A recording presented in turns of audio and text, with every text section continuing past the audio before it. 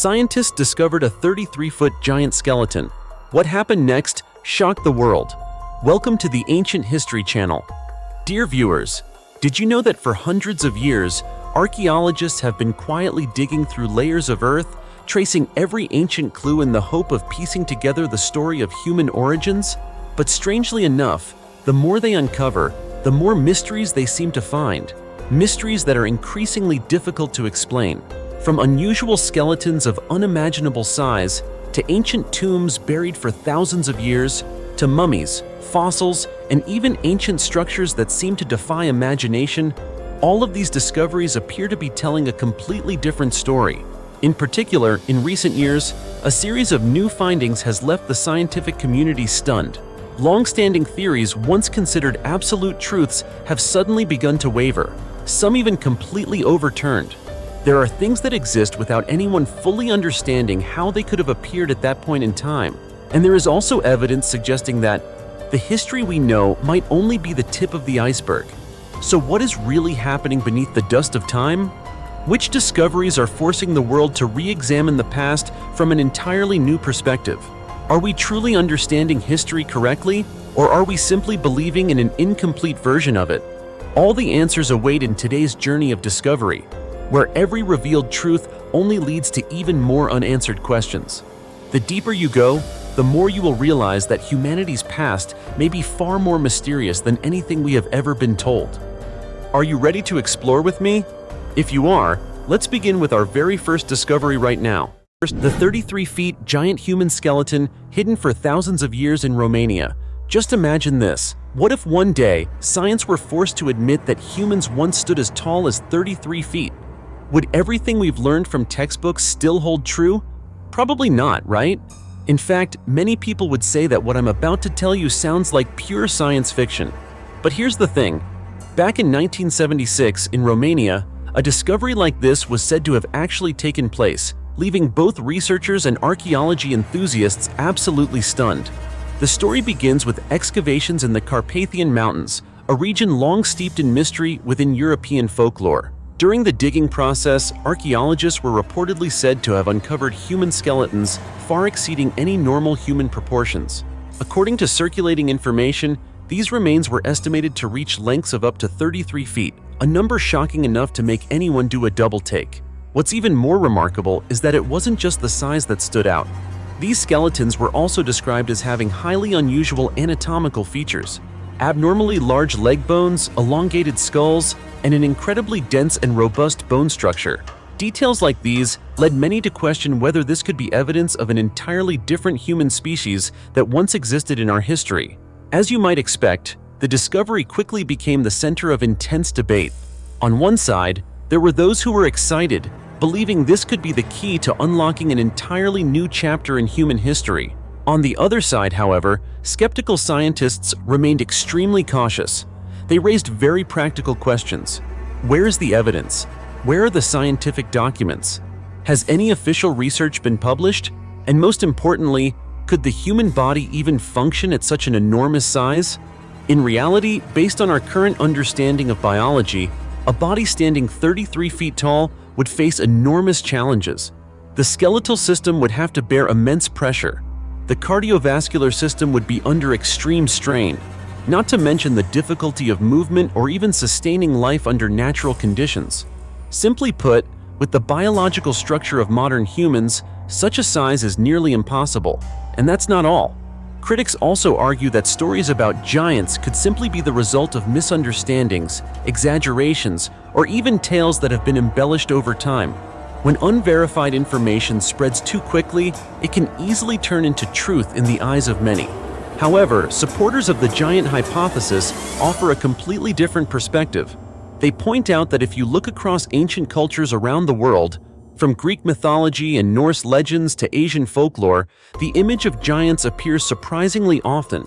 Some researchers even connect these skeletons to Hyperborea, a legendary land mentioned in ancient Greek texts. Hyperborea was believed to be a distant northern civilization, described as a place inhabited by extraordinary people. According to historical references, it dates back as early as 450 BC. This has led to a bold hypothesis. What if Hyperborea was the homeland of these so-called giants? What makes the story even more fascinating is that similar discoveries have not been reported in Romania alone.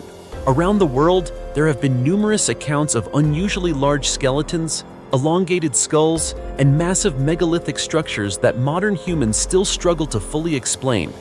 When all these pieces are put together, they form a deeply mysterious picture, like a massive puzzle humanity is still trying to solve. So what is the truth? Perhaps it's all just a misunderstanding, or perhaps we are standing on the edge of a buried truth that modern science simply doesn't yet have enough data to confirm. Either way, one thing is clear: discoveries like this force us to question, to doubt, and to dig deeper into history. To truly uncover the truth, scientists will need more than just word-of-mouth stories. What's required are systematic excavations, advanced dating methods, and genetic analysis to verify the origins of these remains. This isn't just a task for archaeology alone. It requires collaboration across multiple fields, including anthropology, genetics, and geology. Hopefully, in the near future, when technology becomes more advanced and data more complete, we will finally have a clear answer to the question: did giants truly exist? Or is this simply one of the most fascinating mysteries ever created by history? What about you? Do you believe this is a hidden truth, or just a story shaped and exaggerated over time? Feel free to share your thoughts in the comments below. Let's dive into this mystery together. Mass grave of 24 people in Peru. Did you know the ancient world has always been mysterious in its own way? Some stories don't begin with noise or spectacle. They quietly emerge from the earth, as if the past itself is trying to tell what once happened. And in the Otico River Valley, where it meets Peru's Pacific coastline, such a story has slowly come to light, gradually yet deeply haunting. It began during what seemed like a routine excavation at the El Caraca archaeological site in Peru. At first, researchers were simply searching for remaining traces of the pre-Inca period in the area.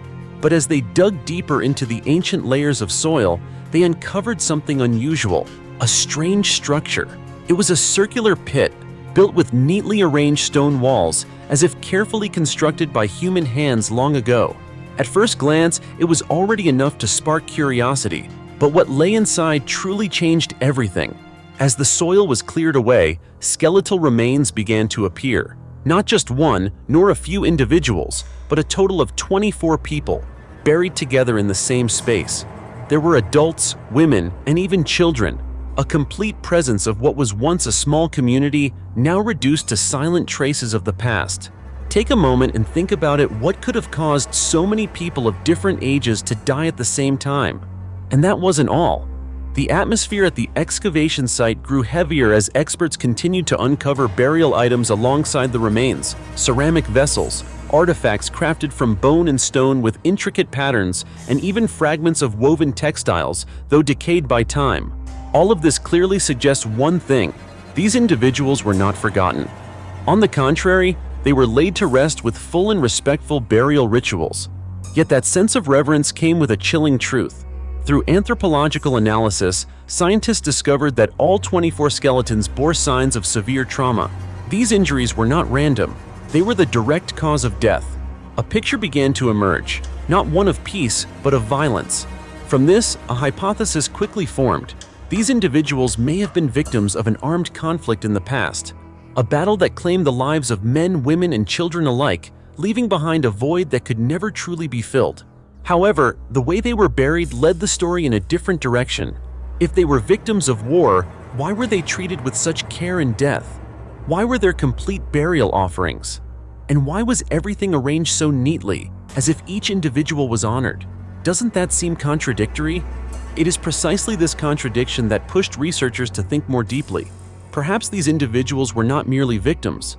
Perhaps they were people who stood and fought, who sacrificed their lives, and were later honored by the surviving community as heroes after a conflict they may have even won. In other words, this circular pit may not be just a burial site, but a symbol of memory, of gratitude, and of how pre-Inca societies commemorated the dead. The more we examine it, the more we realize that archaeology is not just about uncovering what was lost, it is also a way of reconnecting with deeply human emotions: grief, loss, and profound respect. So what do you think? Who were those 24 individuals in this story? Victims of a tragedy, or people who fell for something greater? As for me, I believe the answer may not lie in what we can already see, but in what we have yet to fully understand, waiting patiently to be revealed over time.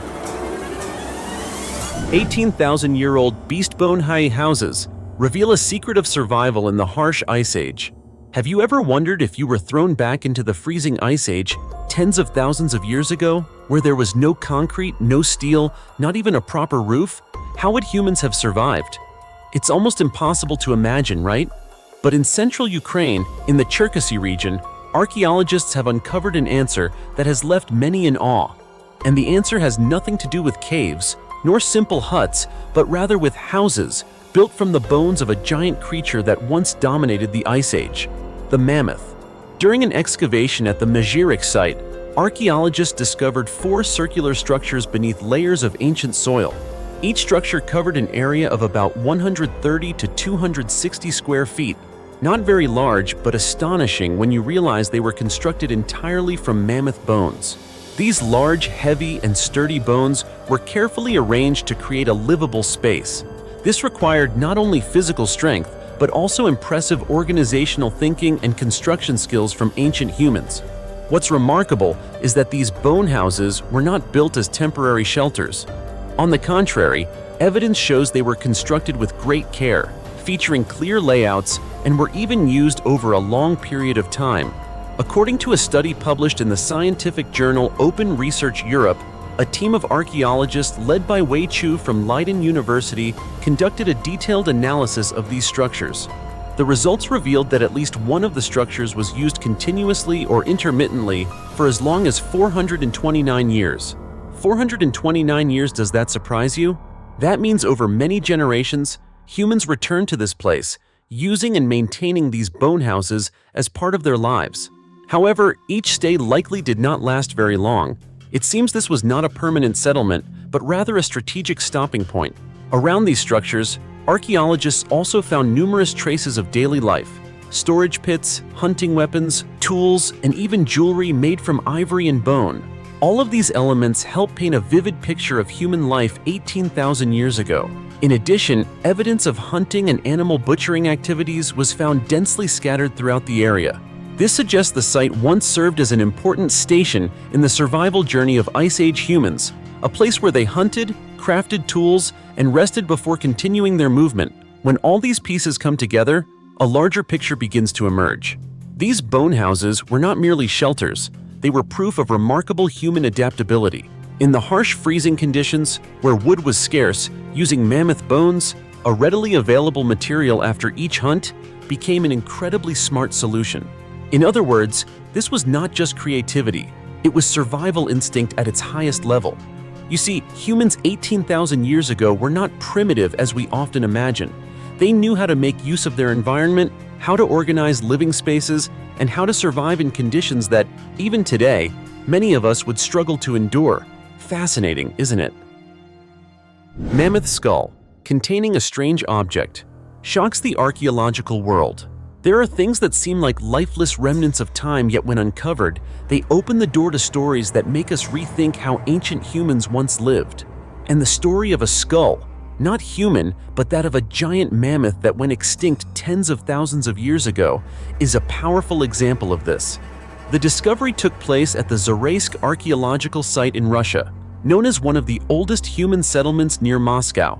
For years, scientists working here had grown accustomed to finding mammoth bones, teeth, and traces of daily life from the Paleolithic era. Discoveries like these, while important, were no longer unusual in the field. However, a recent excavation revealed something entirely different. During their work, experts from the Russian Academy of Sciences uncovered a mammoth skull. At first glance, it didn't seem remarkable, just another remnant of a massive animal that once roamed this cold landscape. But upon closer examination, using advanced archaeological analysis, they realized that the skull had not simply been lying there untouched. Instead, it had been used by humans. Doesn't that sound unusual? A massive, heavy skull, repurposed into something like a storage container. It may sound simple, but in the context of tens of thousands of years ago, when humans had no metal and no modern tools, This was an incredibly bold idea. According to Sergei Lev, the lead archaeologist, when the team examined the inside of the skull, they discovered objects that were clearly not there by chance. These included pieces of quartz, along with tools that may have been used to craft weapons. In other words, the skull had once served as a place to store important items. And at that point, a series of questions began to arise. Why a mammoth skull?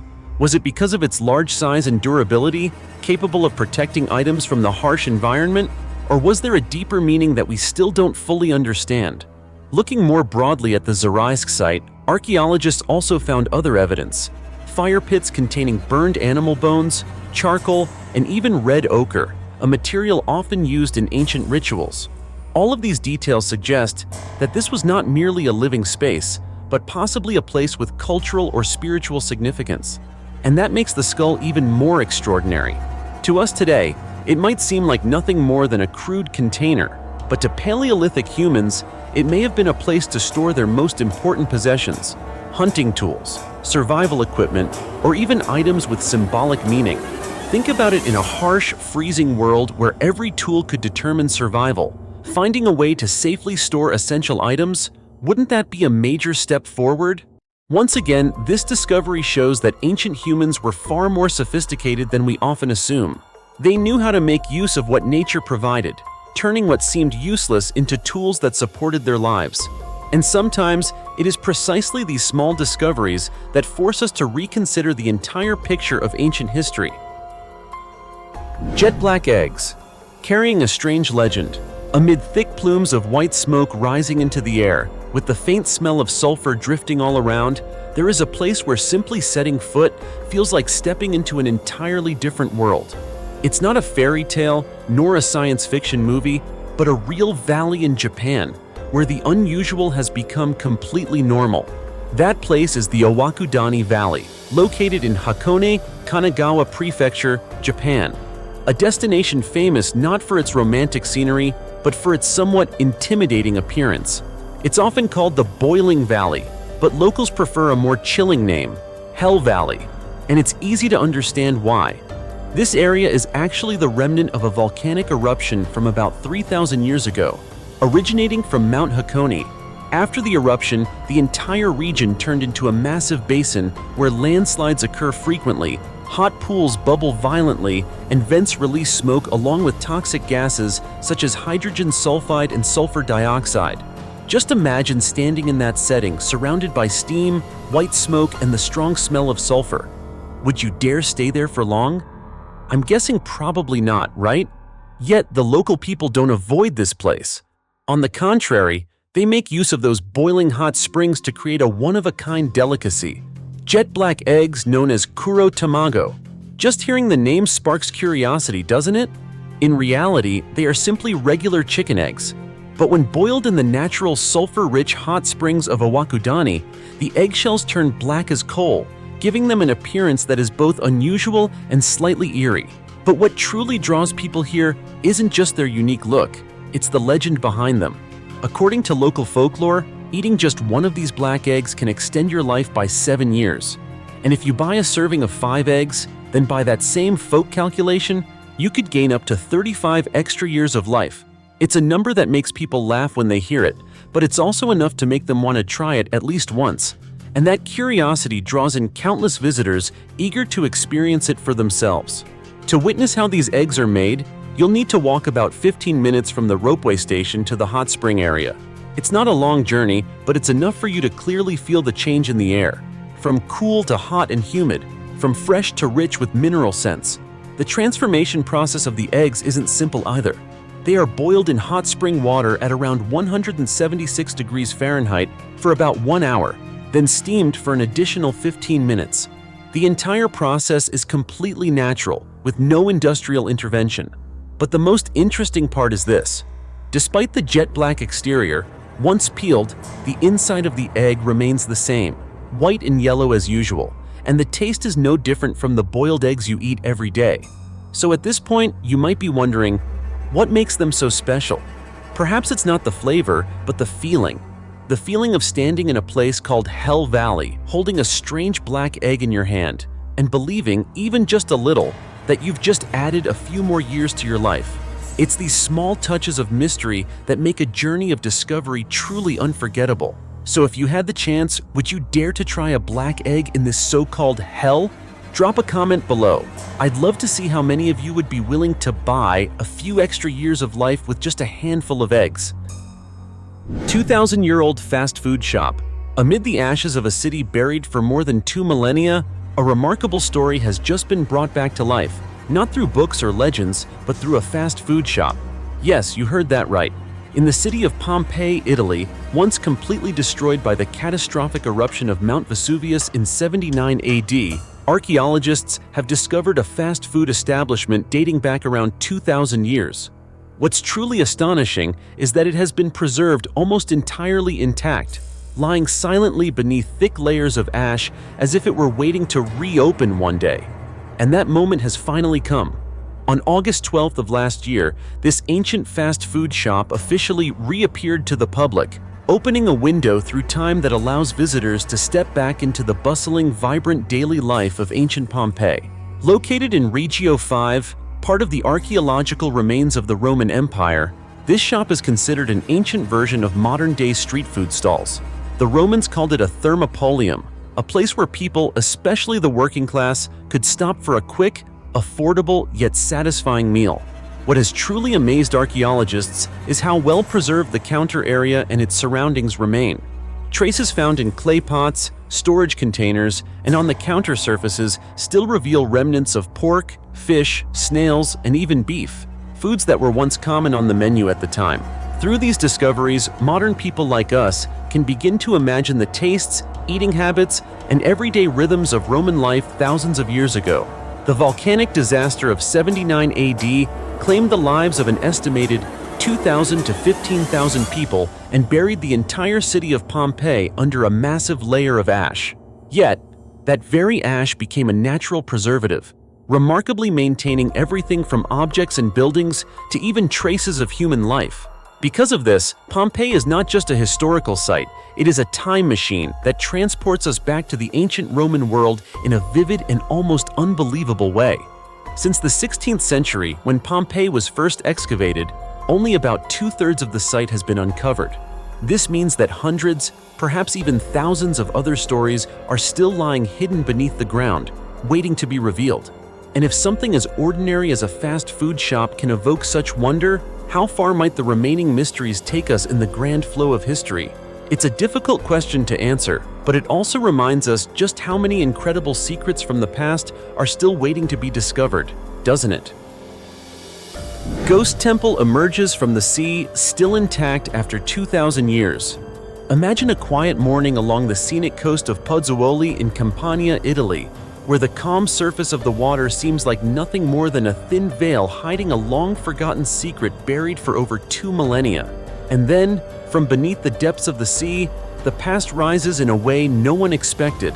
Brilliantly white marble slabs, astonishingly sharp in detail, suddenly appear through the sandy seabed, revealing traces of an ancient temple, once a sacred center of a kingdom that has vanished from the map of the world, the Nabatean Kingdom.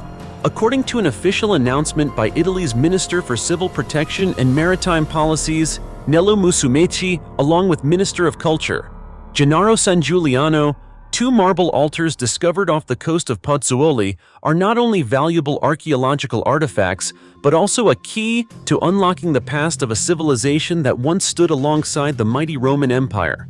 These altars, dating back to the early 1st century AD, have been confirmed as part of a Nabatean temple complex, an architectural masterpiece once dedicated to the god Dusares, the protector of this land. What makes this discovery truly extraordinary is this: the temple no longer stands on land. Instead, it lies silently beneath the sea, within ancient Pozzuoli, also known as Puteoli, once one of the busiest trading ports of the Roman Empire.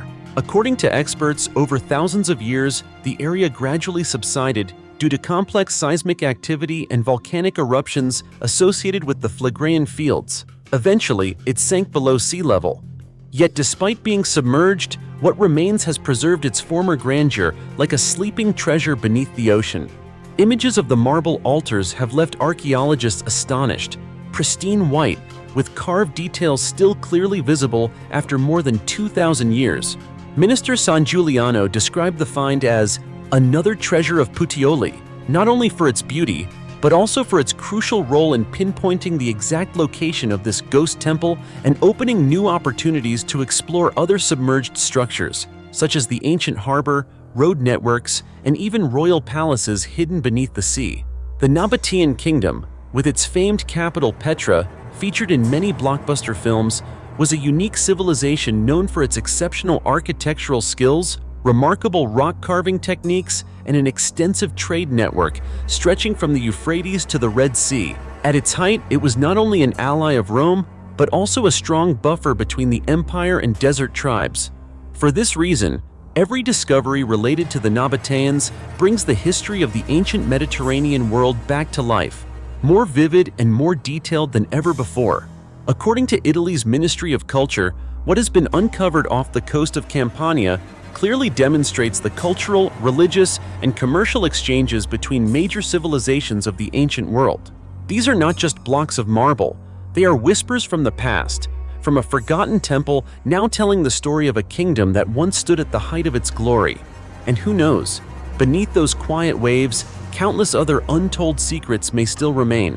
Because sometimes, history is not found in books, it is waiting to be awakened from the depths of the sea itself. 1,200-year-old Viking stone reveals a doomsday prophecy. Some secrets aren't buried underground, they lie quietly right in front of us. It's just that no one has truly understood them yet. And the Viking runestone, once covered and forgotten for hundreds of years, is one such story.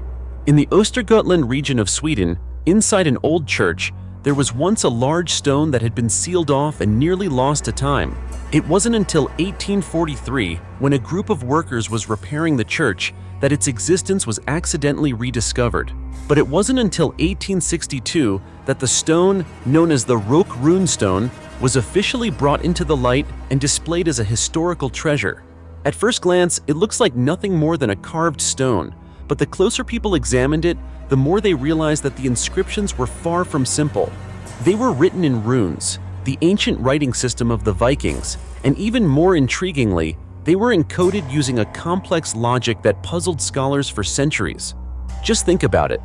If a message carved into stone over 1,200 years ago still hasn't been fully understood even today, what could it be hiding? It's a difficult question, and for scientists as well, it took years of research before a breakthrough finally emerged. In early January recently, a research team from the University of Gothenburg, led by Professor Per Holmberg, managed to decode much of the mysterious content on the stone. What they discovered was not merely history, it was a prophecy.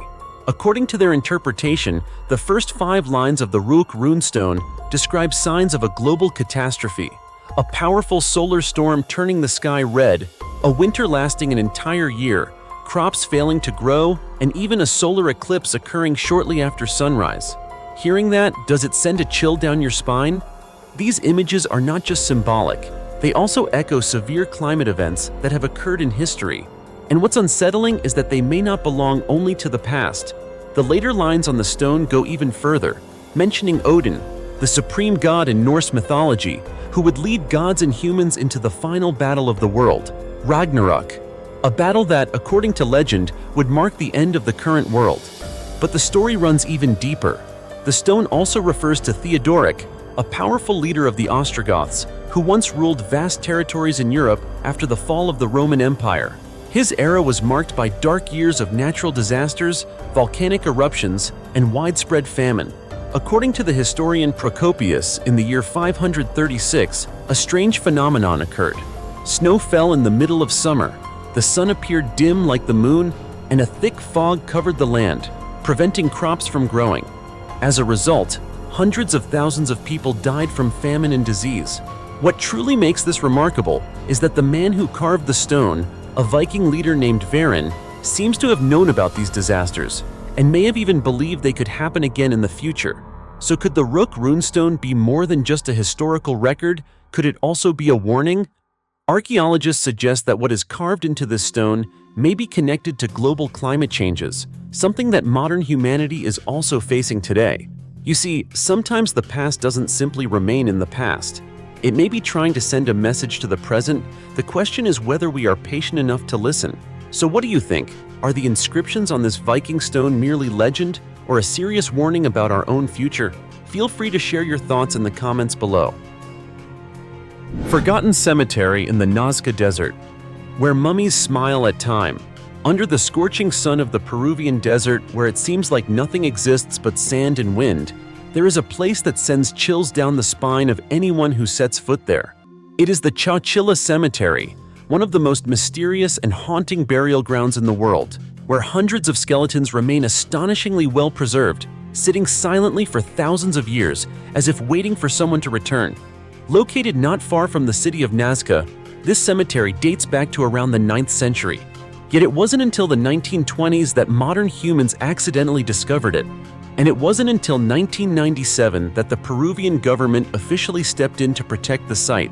Just hearing that, you can tell how long Chowchilla had been forgotten, right?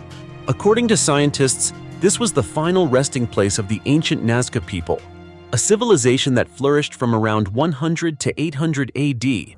They were not only famous for their massive desert geoglyphs, but also highly skilled in pottery and textile weaving. Even more impressively, their underground aqueduct system still functions to this day. But like many other civilizations, the Nazca mysteriously disappeared. Some theories suggest that desertification slowly consumed their once thriving culture. And in a way, Chowchilla Cemetery has become the last witness to their existence. What makes this place even more remarkable is how the Nazca treated death. They didn't simply bury their loved ones, they prepared them for a life in the afterlife. The dead were carefully mummified and buried with pottery, everyday items, and jewelry made of gold and precious stones, objects that were common in their society. It's almost as if they believed death was not an end, but the beginning of a new journey. Some sources even suggest that this was a kind of elite cemetery, where high-ranking individuals such as shamans were laid to rest. These individuals were buried with even more elaborate and valuable items, as if ensuring they could continue their roles in the next world. But peace doesn't last forever. Those valuable burial goods turned Chowchilla into a target for grave robbers. After the cemetery was discovered, artifact hunters arrived, digging and destroying without mercy. Just imagine bodies that had rested for thousands of years suddenly disturbed because of human greed. It's heartbreaking, isn't it? The aftermath was chaotic and haunting. Broken pottery scattered everywhere, human bones damaged and displaced. Because of this, the Peruvian government had to intervene, enacting protection laws in 1997 and working to recover and restore the artifacts to their original positions. But the most chilling aspect of this place lies in the mummies themselves. Most of the bodies are found in a seated position facing east toward the rising sun. And most strikingly, many skulls have wide-open jaws, giving the appearance of a smile that is impossible to define, peaceful or unsettling, but enough to make anyone shiver upon seeing it. According to researchers, this is the result of ancient burial customs and preservation techniques. Some theories suggest that the Nazca used resin, cotton cloth, and relatively advanced mummification methods. Others believe it is simply due to the harsh, dry desert climate, a perfect natural mummification machine. Even more intriguingly, near the cemetery stand large wooden poles. At first, they were thought to be astronomical tools or religious symbols, but it turns out they were used by the Nazca to lay out bodies before burial, helping slow the decomposition process. Creepy, isn't it? A fossil of two monsters locked together for 240 million years. Just imagine this. Deep beneath the earth for hundreds of millions of years, a single moment is frozen forever. A giant creature in the act of swallowing its prey, only for both of them to be preserved for eternity, locked together, inseparable. It sounds chilling, doesn't it? Yet this is a real discovery, one that has forced scientists to rethink what they once believed about ancient creatures. The story began with a study from the University of California, Davis, when researchers uncovered an incredibly unusual fossil. It was the remains of a giant marine reptile, shaped somewhat like a dolphin. But what made it extraordinary was what lay inside its body, another creature nearly the same size. This was no ordinary meal. It looked more like an unfinished battle, buried in stone. The larger predator was identified as Gigioichthyosaurus, measuring about 15 feet long. It lived during the early Triassic period, around 240 million years ago, shortly after the mass extinction at the end of the Permian period. At that time, the oceans were a wild and newly formed world, where species had to adapt or disappear. Clearly, Gigioichthyosaurus was one of the dominant predators of its era.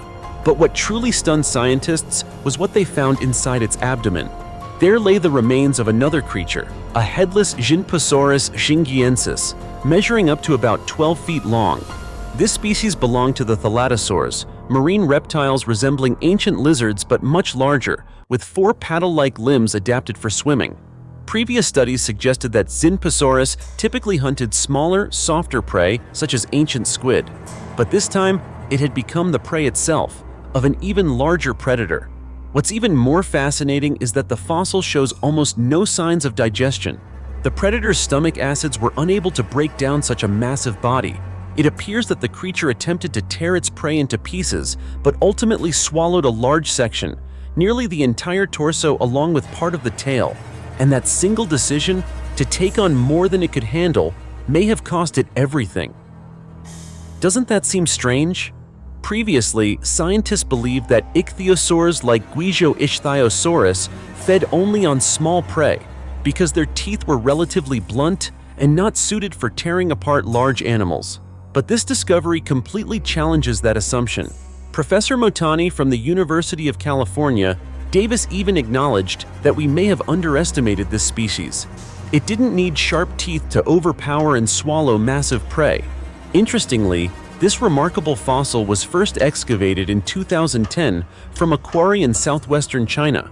However, it wasn't until recently, after detailed analysis and publication in the journal iScience, that it truly shook the scientific community. Today, the specimen remains fully preserved at the Xingyi Geopark Museum, like a vivid snapshot of a distant past. You see, sometimes history isn't just written by what survives, but also by fatal mistakes. And this fossil may be the clearest reminder of all that in nature, a single wrong decision can turn a predator into prey. 46 female bodies in a 2,000-year-old tomb. In 2007, an ancient tomb was unexpectedly discovered by local residents in Jinghan County, Jiangxi Province, China. The discovery was quickly reported to local authorities, who then alerted archaeological experts. After excavation began, researchers uncovered a chilling secret hidden beneath the earth: 47 coffins buried within a tomb dating back around 2,000 years. What shocked everyone the most was this. Among those coffins, 46 contained the remains of young women. They had all died at around 20 years old, and each of them was buried completely naked. Experts quickly realized that their deaths were far from natural. After conducting detailed examinations, they found that some of the women had been poisoned, while others may have been buried alive inside the narrow coffins. This stands in stark contrast to the natural death of the tomb's main occupant, who is believed to have been a noble or a member of the royal class. Alongside the 46 remains, archaeologists also discovered the largest coffin in the tomb, made from rare, high-quality wood. This was identified as the resting place of the tomb's owner, possibly a noblewoman or a member of the royal family who died about 2,000 years ago. Although there have been many theories about this individual's identity, archaeologists have yet to determine exactly who owned this mysterious tomb. One particularly striking aspect of this discovery is its connection to an ancient practice, a form of sacrificial burial known as retainer sacrifice. This custom was widespread in many ancient civilizations, especially during feudal dynasties in China. According to this tradition, when a noble or royal figure died, servants, concubines, or even close attendants were forced to die or were buried alive alongside the deceased so they could continue serving their master in the afterlife. This practice dates back as far as the Shang dynasty and was only abolished during the Qing dynasty, when Emperor Kangxi officially banned it. The discovery has sparked intense debate among historians and archaeologists. Was the tomb's owner a queen, a princess, or a powerful official? Someone whose death was marked by a tragic ritual involving the burial of young concubines?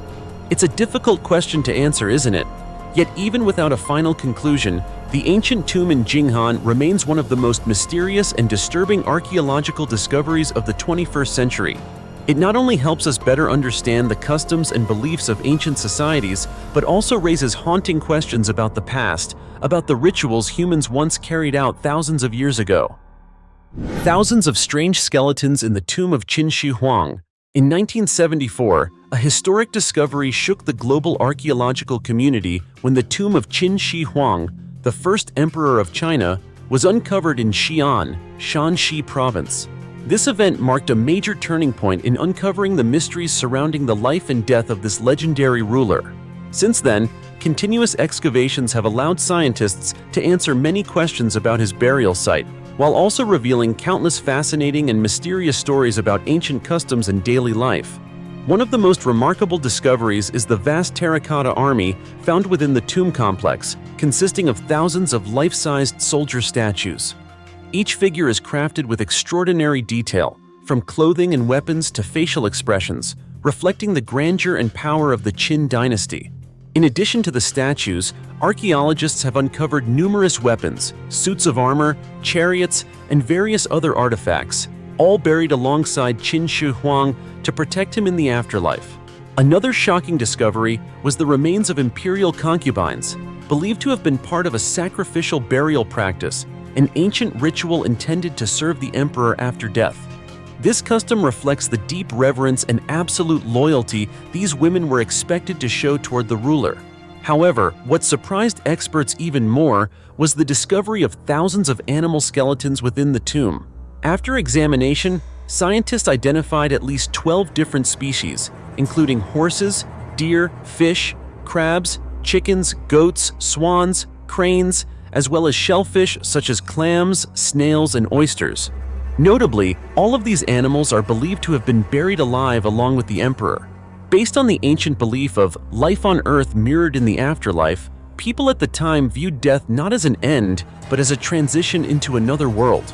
For this reason, Qin Shi Huang was buried with vast amounts of gold, jewels, valuable burial goods, concubines, and animals, to ensure he would continue to live a royal and abundant life after death, just as he had in life. These animals were not merely burial items, they also reflect a deeper understanding of life and death in ancient belief systems.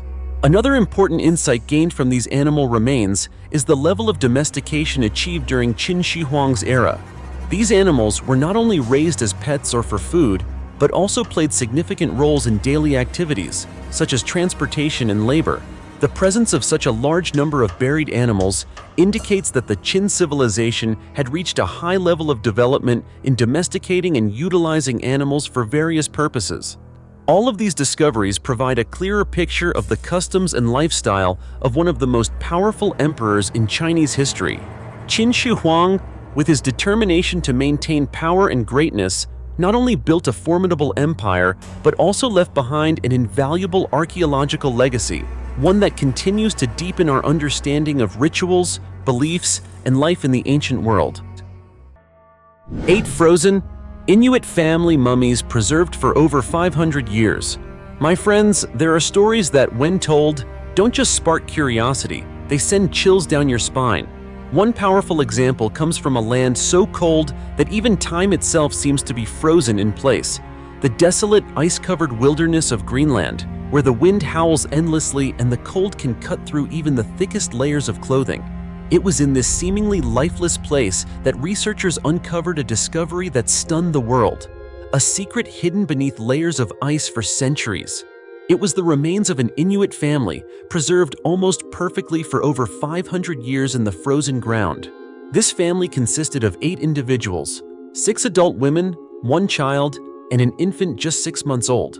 They are believed to have died around the year 1475. But what left scientists truly astonished was the remarkable condition of their bodies. Their skin had not fully decomposed, their hair was still intact, and even their fingernails remained nearly perfectly preserved. Just imagine, more than half a millennium has passed, and yet they still lie there, as if they had only just fallen into a deep sleep. Doesn't that give you chills? So what caused such an extraordinary phenomenon? According to experts, the answer lies in Greenland's harsh climate, which essentially acted as a perfect natural freezer. Extremely low temperatures combined with a dry environment prevented decomposition, allowing the bodies to remain almost unchanged for centuries. But if that were the whole story, this discovery wouldn't be considered one of the greatest archaeological mysteries in North America. The most controversial detail centers around the 6-month-old infant among the mummies. One shocking theory suggests that the baby may have been buried alive. It's a disturbing idea and understandably difficult to accept. However, in ancient Inuit culture, this may have been part of their beliefs. When a mother passed away, her very young child might be buried with her so that they could remain together in the afterlife. A deeply spiritual belief, yet one that still sends a chill down our spines today. These mummies were discovered in 1972 at Qilakitsoq, an area once inhabited by the Inuit people. Since then, the discovery has remained one of the most remarkable archaeological finds ever recorded. But what truly makes this story extraordinary isn't just the incredible state of preservation. It's what the mummies reveal. Every small detail on their bodies, every layer of clothing, every burial position acts like a puzzle piece, helping researchers reconstruct the lives, customs, and even the tragic events this family experienced hundreds of years ago. And even today, that journey of discovery is far from over. Scientists continue to study, analyze, and develop new theories, hoping that one day they will fully uncover the truth behind the lives and deaths of this ancient hunting family. So what do you think? What really happened to them in the year 1475? Was it a sudden accident or the result of ancient customs we still don't fully understand? Leave your thoughts in the comments below, because your perspective might just offer a completely new way of explaining this 500-year-old mystery. Mass grave of 54. Headless Viking warriors reveals a shocking truth about a legendary people. On the side of an old, unremarkable road in Dorset, England, a place that, if you passed by, you'd probably think held nothing but dirt, stones, and the slow passage of time. But what you might not realize is that this seemingly ordinary spot became the site of a discovery that archaeologists simply couldn't ignore. At first, they expected to find nothing more than a few pebbles or remnants of old farming tools, perhaps something like a worn-out plow blade, when they began excavating the area. But the deeper they dug, the more unexpected the findings became, until they uncovered a mass grave containing the remains of 54 Viking warriors. And the most disturbing part? Every single one of them was missing their head. Just hearing that alone already feels unsettling, doesn't it? But the story doesn't end there. Rather than dismissing the site as a place to avoid, perhaps the aftermath of an ancient hunt or a long-forgotten violent clash, the archaeologists chose to proceed with extreme care. They documented the position of every bone, every smallest detail, as if they were trying to piece together a shattered puzzle from centuries ago. And it was during this meticulous process that something strange began to emerge. The skeletons were not scattered chaotically, as you might expect after a battle. Instead, they had been deliberately arranged. The leg bones were placed in one area, the arm bones gathered in another, the torso separated, and the skulls, the very parts that should have remained attached, were placed in a completely different location. Looking at this arrangement, does it seem random to you, or does it suggest something carefully planned? At first, archaeologists proposed a fairly logical explanation. They believed these Viking warriors may have attacked a local settlement but were ultimately defeated. The surviving villagers, driven by panic and anger, captured and executed them. Afterwards, they dismembered their enemies, perhaps even taking some of the heads as trophies or symbols of victory. It sounds reasonable, almost grounded in reality, right? But as they examined the cut marks on the neck bones more closely, that theory began to fall apart. These were not typical execution wounds. Instead of being struck from behind the neck, a quick and common method, the blows appeared to have been delivered from the front with near-perfect precision. This suggests that the victims may have been facing their executioners, or perhaps even accepting their fate willingly. At this point, the story takes a far darker turn. Archaeologists were forced to reconsider everything. They no longer believed this was simply an act of violent revenge. Instead, a more chilling theory emerged. These Viking warriors may have been part of a ritual sacrifice, an organized ritual with clear rules, carried out with an almost unsettling level of precision. What makes the mystery even more puzzling is that this type of ritual doesn't match any known customs from that time. The Vikings were famous for their conquests and their beliefs in gods like Odin and Thor. They were no strangers to war or death, but a systematic, ritualistic mass beheading like this, that's something entirely different. And the deeper researchers dig, the more the mystery thickens. There is no clear evidence of a major battle in the surrounding area, nor any definitive proof that this was an execution site for prisoners. All that remains are silent skeletons, lying there across the centuries, guarding a secret that history has yet to fully uncover. The oldest stone tomb in Sweden and the mystery of the missing skulls, a tomb over 5,500 years old, containing not only ancient human remains, but also unanswered questions about eerie rituals, unusual burial practices, and traces of an early agricultural civilization in the heart of Northern Europe. Would you believe such a place truly exists? Yes, it does, and it's located not far away in Sweden, one of the most beautiful countries in the world. Specifically, in central Sweden, archaeologists uncovered a stone burial chamber dating back to the Neolithic period, one of the oldest stone tombs ever discovered in Sweden and possibly in all of Scandinavia. Inside this tomb, scientists found the remains of at least 12 individuals, including both infants and elderly people. This suggests it was not a single burial, but rather a collective tomb used across multiple generations. However, what shocked researchers was not just its ancient age, but the mysterious absence of certain bones. Carl Göran Sjögren, an archaeologist at the University of Gothenburg and the lead author of the study, explained that many skulls and long bones, such as femurs and upper arm bones, were missing. Meanwhile, smaller bones like those from the hands, feet, ribs, and even teeth were still present. What makes this even more puzzling is that the tomb has remained intact since the Stone Age, with no signs of disturbance from grave robbers or natural disasters. This suggests that the larger bones may have been intentionally removed either at the time of burial or shortly afterward. So what really happened? Could it be that ancient people deliberately took the most important bones of the deceased for a specific purpose? Researchers are currently leaning toward the theory that this was part of an ancient burial ritual, where skulls and major bones held special symbolic meaning. These bones may have been preserved separately, reused in spiritual ceremonies, or even treated as sacred relics. Sjögren emphasized that what they discovered is very different from typical stone tombs, opening up a fascinating new direction for studying the beliefs and burial customs of Neolithic communities. Although no signs of violence or trauma have been found on the bones, scientists are continuing DNA analysis to determine whether those buried were members of the same family and whether any genetic conditions might help explain these unusual practices. Beyond that, chemical analysis of the bones has revealed a rare glimpse into their daily lives. These people lived in an early agricultural society. They cultivated crops, raised livestock, and consumed dairy products. All of this points to a significant shift towards settled living and food production in prehistoric times. So what do you think? Do you believe the missing bones were used in ritual sacrifices? Or could this simply be the result of time and cultural practices we don't yet fully understand? Share your thoughts in the comments below. Let's explore this mystery together. 300-million-year-old screw fossil. Evidence of extraterrestrial life? When you hear the phrase fossilized screw, you probably think of machinery or something from the modern world. But imagine this. What if one day you held a screw in your hand, and it turned out to be 300 million years old? What would you think it is? A strange trick of nature, or evidence of a civilization that existed long before humans? If that's hard to picture, let's travel back in time to 1990.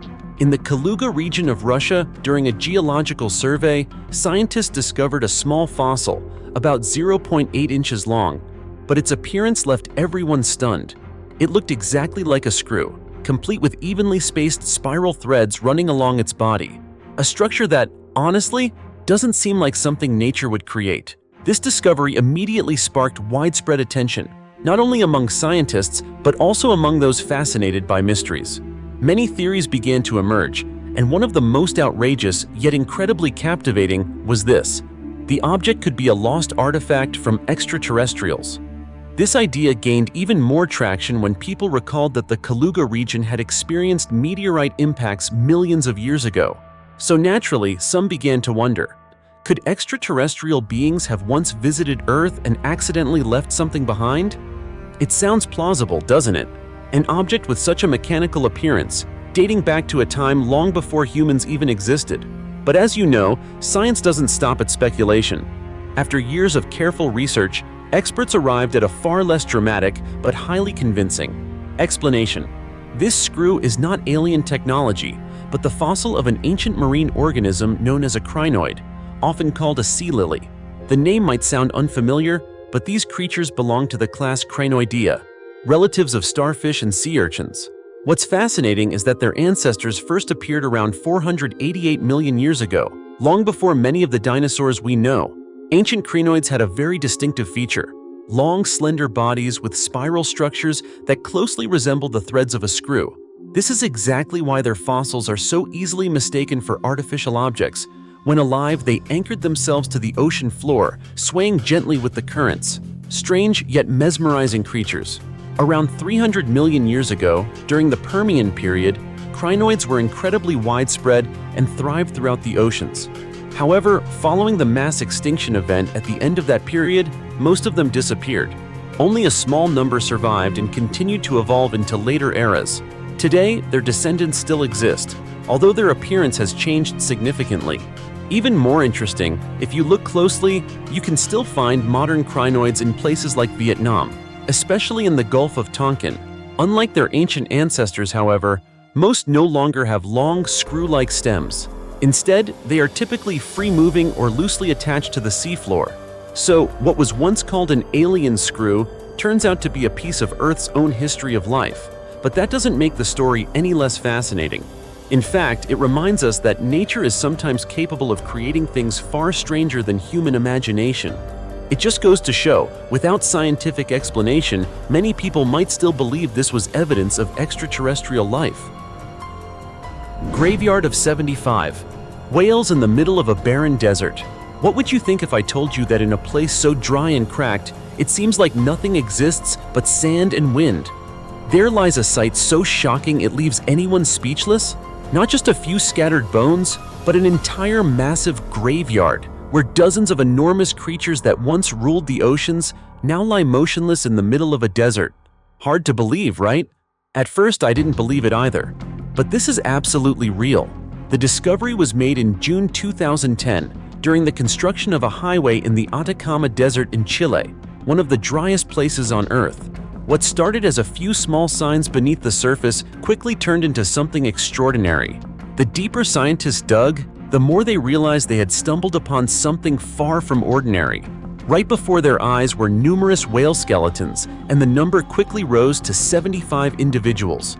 Just imagine that for a moment, 75 whales, massive creatures of the ocean, lying together in a relatively small area in the middle of a desert, nearly 0.6 miles from the sea. How could something like that even happen? That question alone has left scientists puzzled. And it doesn't stop there. Among the dozens of skeletons discovered, around 20 benchimpa were nearly completely intact, from head to tail, lying in various positions, as if they had been frozen in the very moment of their final breath. Because of this, the site is considered one of the best preserved prehistoric whale graveyards ever found. Scientists say that most of these fossils belong to baleen whales, with an average length of about 26 feet, roughly the size of a small bus. In addition, researchers also found remains of an extinct species of dolphin, previously discovered in Peru. This suggests that the area was once home to a wide variety of marine life around 2 million years ago. But the biggest question still remains. Why did nearly 100 massive marine animals die in the same place, a place that is now a dry, lifeless desert? Several theories have been proposed. One suggests that millions of years ago, this area was once a bay. The whales may have entered it to feed or live. Then, an earthquake could have isolated the bay from the ocean. As the water gradually dried up, the trapped animals had no way to escape, leading to a mass die-off. It sounds plausible, but it may not be the full story. Another theory proposes that a powerful storm or extreme tidal event washed the whales ashore. When the water receded, they were left stranded on land, unable to return to the ocean, and eventually died. But here's the problem. Neither theory fully explains all the details. For example, the skeletons are relatively concentrated in one area, and many are aligned in the same direction, as if they were affected by the same type of event, possibly repeated multiple times over a long period. This has led some scientists to believe that this wasn't a single mass death, but rather the result of multiple events occurring over time. So in the end, what really happened? Was this the result of ancient natural disasters? or a series of events we still don't fully understand? These questions remain unanswered, but one thing is certain. This whale graveyard in the Atacama Desert is more than just an archaeological discovery. It's like a massive puzzle left behind by nature, forcing us to rethink Earth's past, a past where oceans may have once covered places that today are nothing but sand and wind. And who knows, beneath that seemingly silent desert, there may still be other secrets waiting to be uncovered. What do you think? 5,000-year-old drum and the entwined bones of 3 children. What would you do if one day, in the quiet countryside of England, a secret buried for 5,000 years was suddenly uncovered? Not gold, not ancient weapons, not treasure of any kind, but a scene so powerful that even the most seasoned archaeologists were brought to tears. In Burton Agnes, East Yorkshire, a place that once seemed entirely unremarkable, scientists discovered an ancient grave containing a story both heartbreaking and deeply moving. 3 children buried together, their bodies tightly embracing one another, as if still searching for warmth against the cold weight of the earth after thousands of years. This discovery is not only a major breakthrough in archaeology, but also a profoundly human moment, one that left the entire world in silence. Inside the grave, the oldest child was holding the 2 younger ones, while the smaller children had their arms wrapped tightly around each other. That bond of love and protection, though buried for millennia, remains vividly visible to us today. It stands as a timeless testament to human connection, to the instinct to protect and care for one another, even in the face of death. The grave was discovered in 2015, and since then, it has been praised by the British Museum as one of the most significant archaeological discoveries related to prehistoric art in Britain in the past 150 years. But the importance of this find doesn't rest on the skeletons alone. Inside the grave were several extraordinary artifacts: a chalk ball, a carefully polished bone pin, and most notably, a carved stone drum with incredibly intricate designs. What's especially striking is that the drum was not placed randomly. It was positioned directly above the head of the oldest child, as if guarding their spirit, or perhaps serving as a sacred protective object. According to archaeologists, this drum was not actually a musical instrument. Instead, it appears to be a symbolic or spiritual sculpture, possibly representing protection, prayer, or hope. It may have been the final object placed in the grave, carrying with it everything the family could not express in words. Neil Wilkin, curator of the World of Stonehenge exhibition at the British Museum, spoke emotionally about the discovery. He described it as one of the most unforgettable moments of his career. There's something protecting this grave. It's almost as if they're protecting the vulnerable child. It's a deeply moving scene. No one knows what happened to that family, but everything in that grave tells a powerful, emotional story. Indeed, while adults during that period were often cremated after death, these children were buried intact, a detail that suggests they may have been seen as especially in need of protection, even in death. And 5,000 years later, that same love, that pure, instinctive bond between 3 children has endured across time, reaching and touching the hearts of people all over the world today. Ancient zombie. Grave reveals the fears of early humans. There's something quite fascinating. Our fear of the dead coming back to life didn't just appear in modern horror movies or stories. Thousands of years ago, people truly believed in it, and they even did everything they could to prevent it from happening. It may sound hard to believe, but a recent archaeological discovery in Germany has made this idea feel more real than ever. This past April, archaeologists from the State Museum of Prehistory of Saxony-Anhalt in the Oppen area announced a shocking find. They uncovered a grave dating back to the Neolithic period, a time when humans lived much closer to nature and held many mysterious beliefs about the afterlife. But what makes this grave remarkable isn't just its age, it's how the body was buried. As they dug deeper, archaeologists discovered a large stone placed directly on the legs of the deceased. It wasn't accidental. It wasn't caused by collapsing soil. It was clearly intentional. So why would ancient people do this? The explanation may sound unsettling, but within the context of that time, it makes a lot of sense. The stone may have been placed there to prevent the dead from rising again. In other words, they feared the deceased could return from the dead. Think about it. Living in a time when science didn't yet exist, death must have been both mysterious and terrifying. People didn't understand what happened after death, so they began to believe that the body might come back to life. or that the soul could return and re-enter the corpse. And so, preventative measures were created. According to Suzanne Friedrich, the excavation project manager, ancient people believed that the dead might sometimes try to escape from their graves. To stop this, they placed stones on the body, or even buried individuals face down to limit their ability to rise. Today, archaeologists refer to these types of burials with a chilling term, zombie graves. And this isn't an isolated case. A study published in 2020 in an archaeological journal documented another example. A man buried in a seated position with part of his body still exposed above the ground. Even hearing that sounds unusual, doesn't it? Scientists believe this burial method may also have been intended to control the body, just in case the dead tried to move again.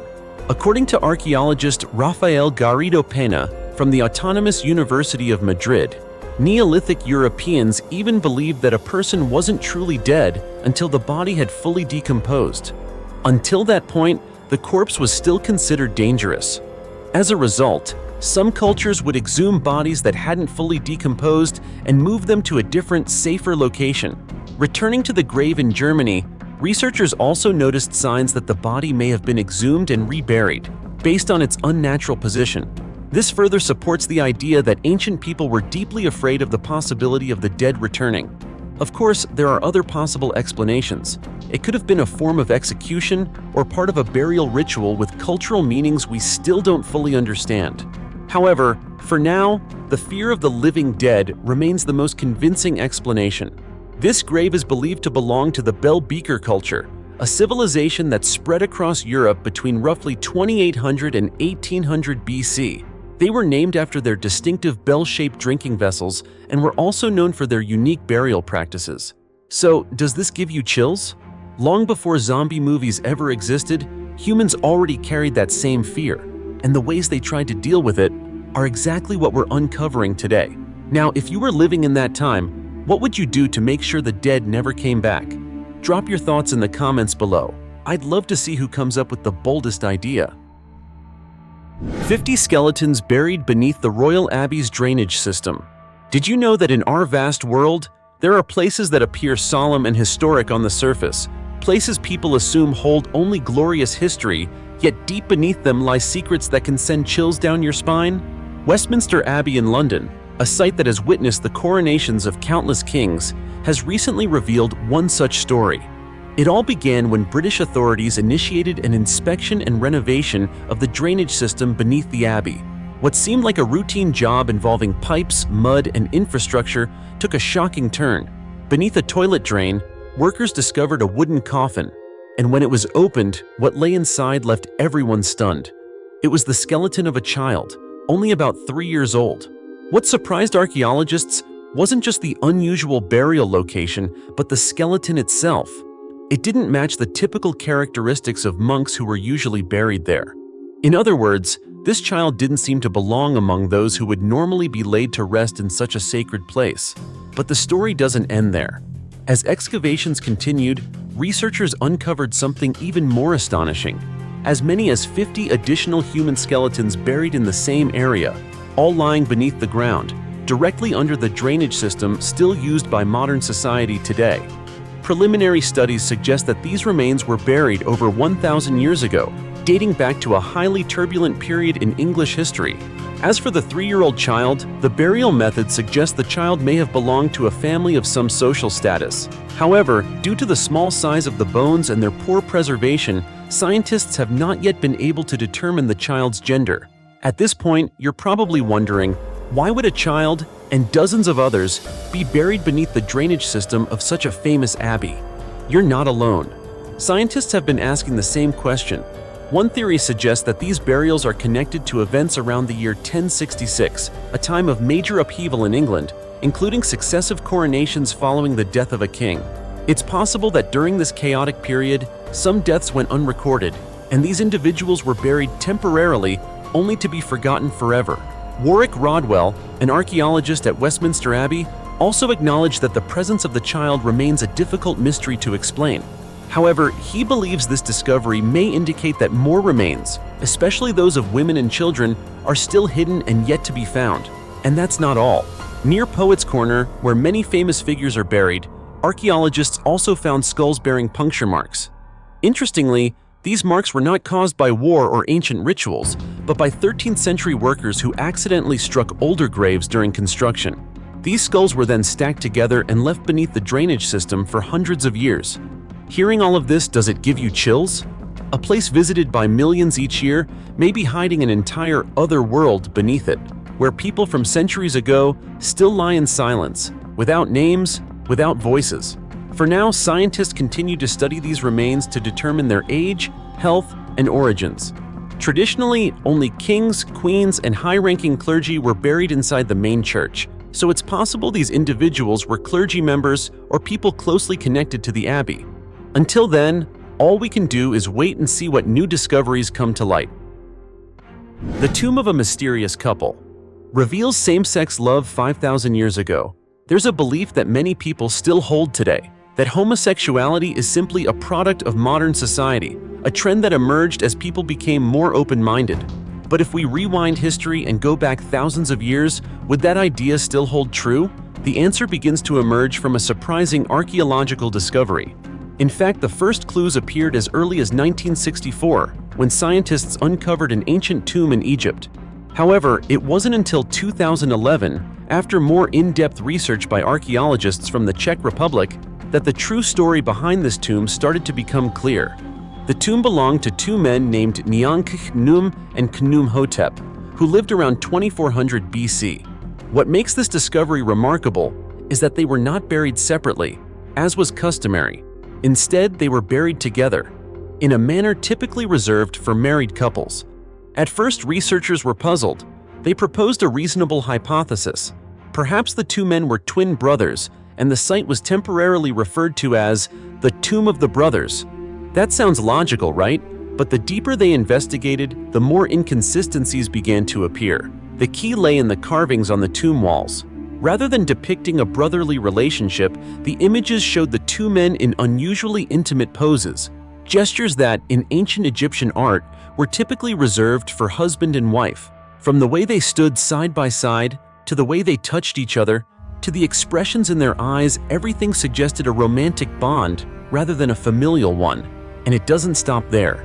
Neankhkhnum is known to have had a wife. Some images of her still appear in the tomb. However, in several carvings, her image seems to have been deliberately erased and replaced with that of Khnum-hotep. At this point, the story clearly becomes far more complex. Even their names were inscribed together with a meaning that suggests together in life and in death. It may seem like a small detail, but within the cultural context of that time, it carries significant weight. Scientists believe this may have been a closely guarded secret, possibly even connected to the royal court. During that period, not everyone had the privilege of building such elaborate tombs. Only individuals of high status or those with royal connections were granted burials of this kind. This implies that Neankhkhnum and possibly Khnum-hotep were far from ordinary individuals. Interestingly, the concept of homosexuality as we understand it today didn't emerge until around the 1920s. Before that, such relationships were rarely documented clearly in history. Yet this discovery suggests that these kinds of bonds may have existed for a very long time. They were simply unnamed or kept hidden. From a scientific perspective, homosexuality, along with heterosexuality and bisexuality, is a natural variation of human sexual orientation. It is not something people simply choose, but rather the result of complex factors, including biological and environmental influences. More importantly, it is not a cause of psychological disorders, as was once mistakenly believed.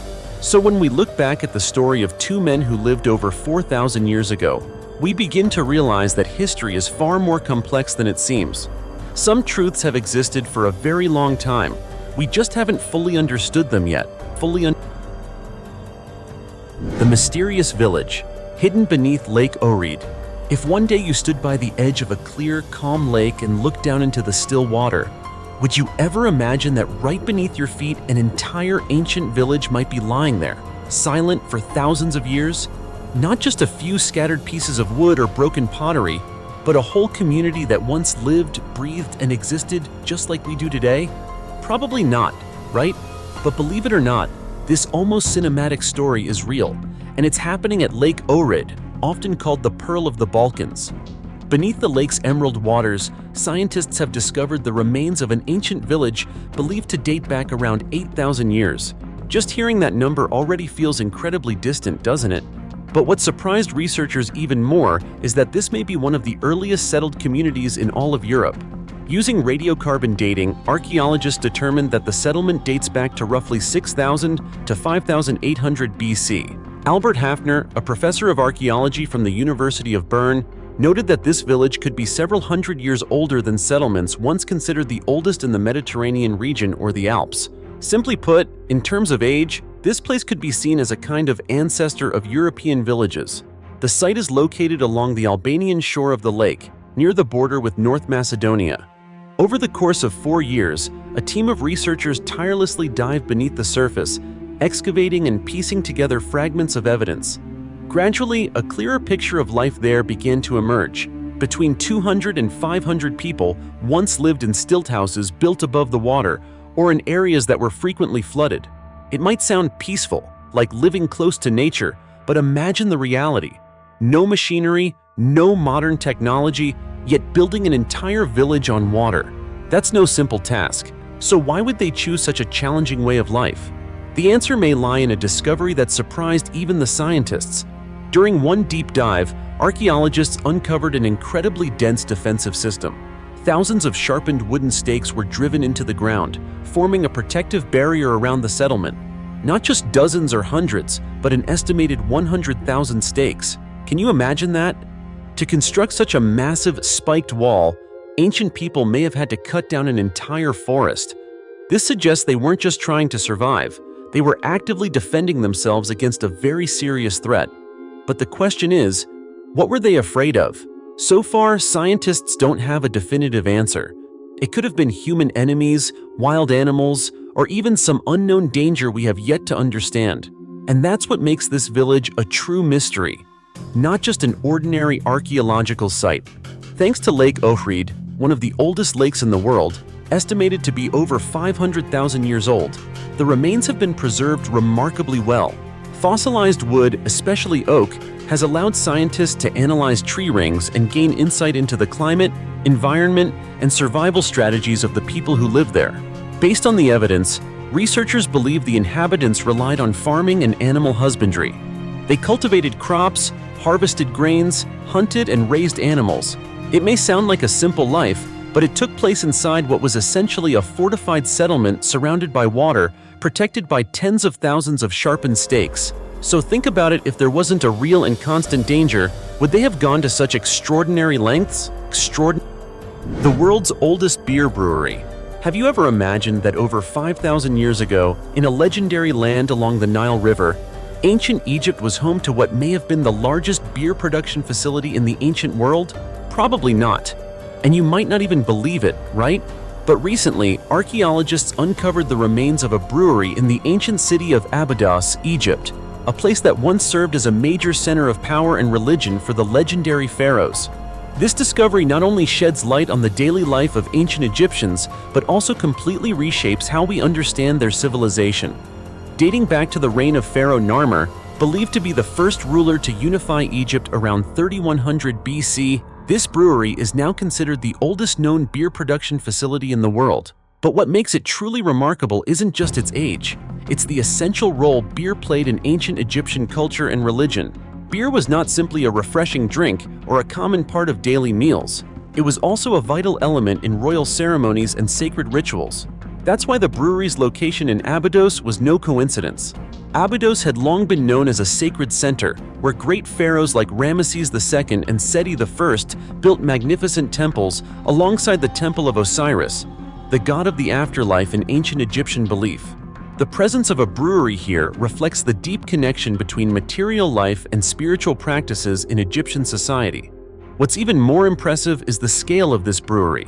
It consisted of 8 separate production units, each containing up to 40 large clay vats.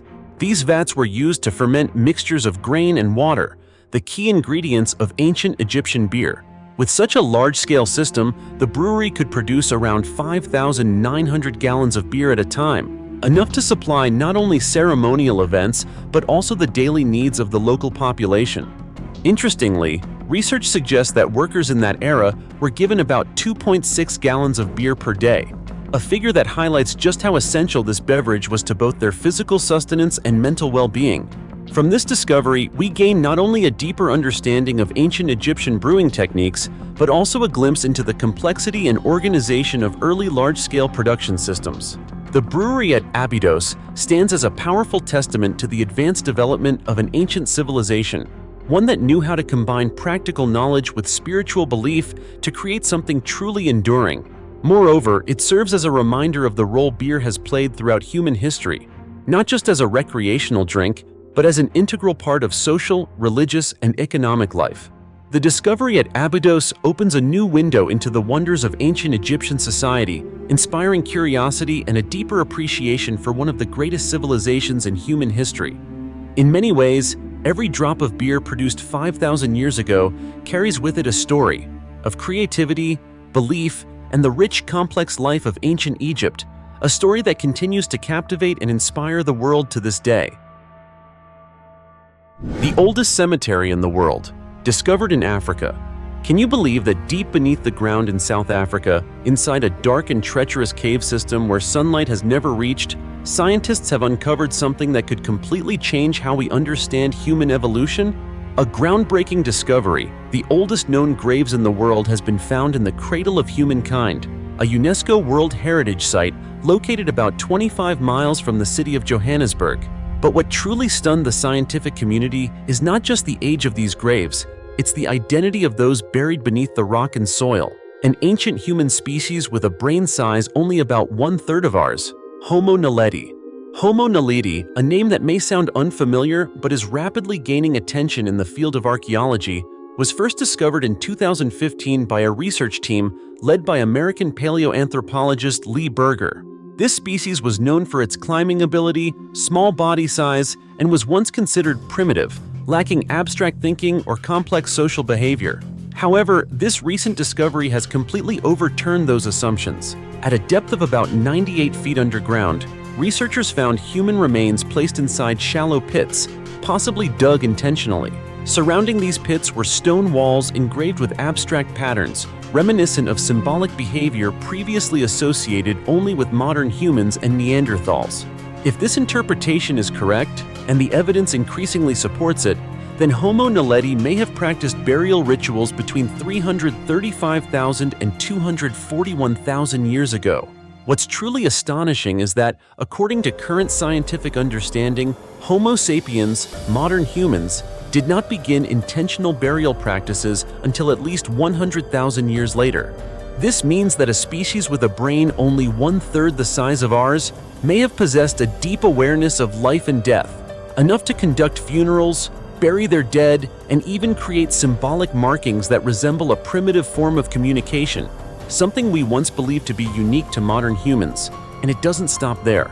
Scientists have also ruled out the possibility that these bones were deposited by water or moved by modern humans. Further investigations in 2017 revealed clear evidence that the shallow pits were deliberately dug, and the material used to fill them differed from the surrounding soil, indicating intentional burial rather than natural formation. The abstract engravings found nearby may represent one of the earliest forms of symbolic expression, possibly a precursor to writing or religious belief. This discovery challenges long-standing assumptions that burial practices, funerary rituals, and symbolic behavior were exclusive to Neanderthals or Homo sapiens.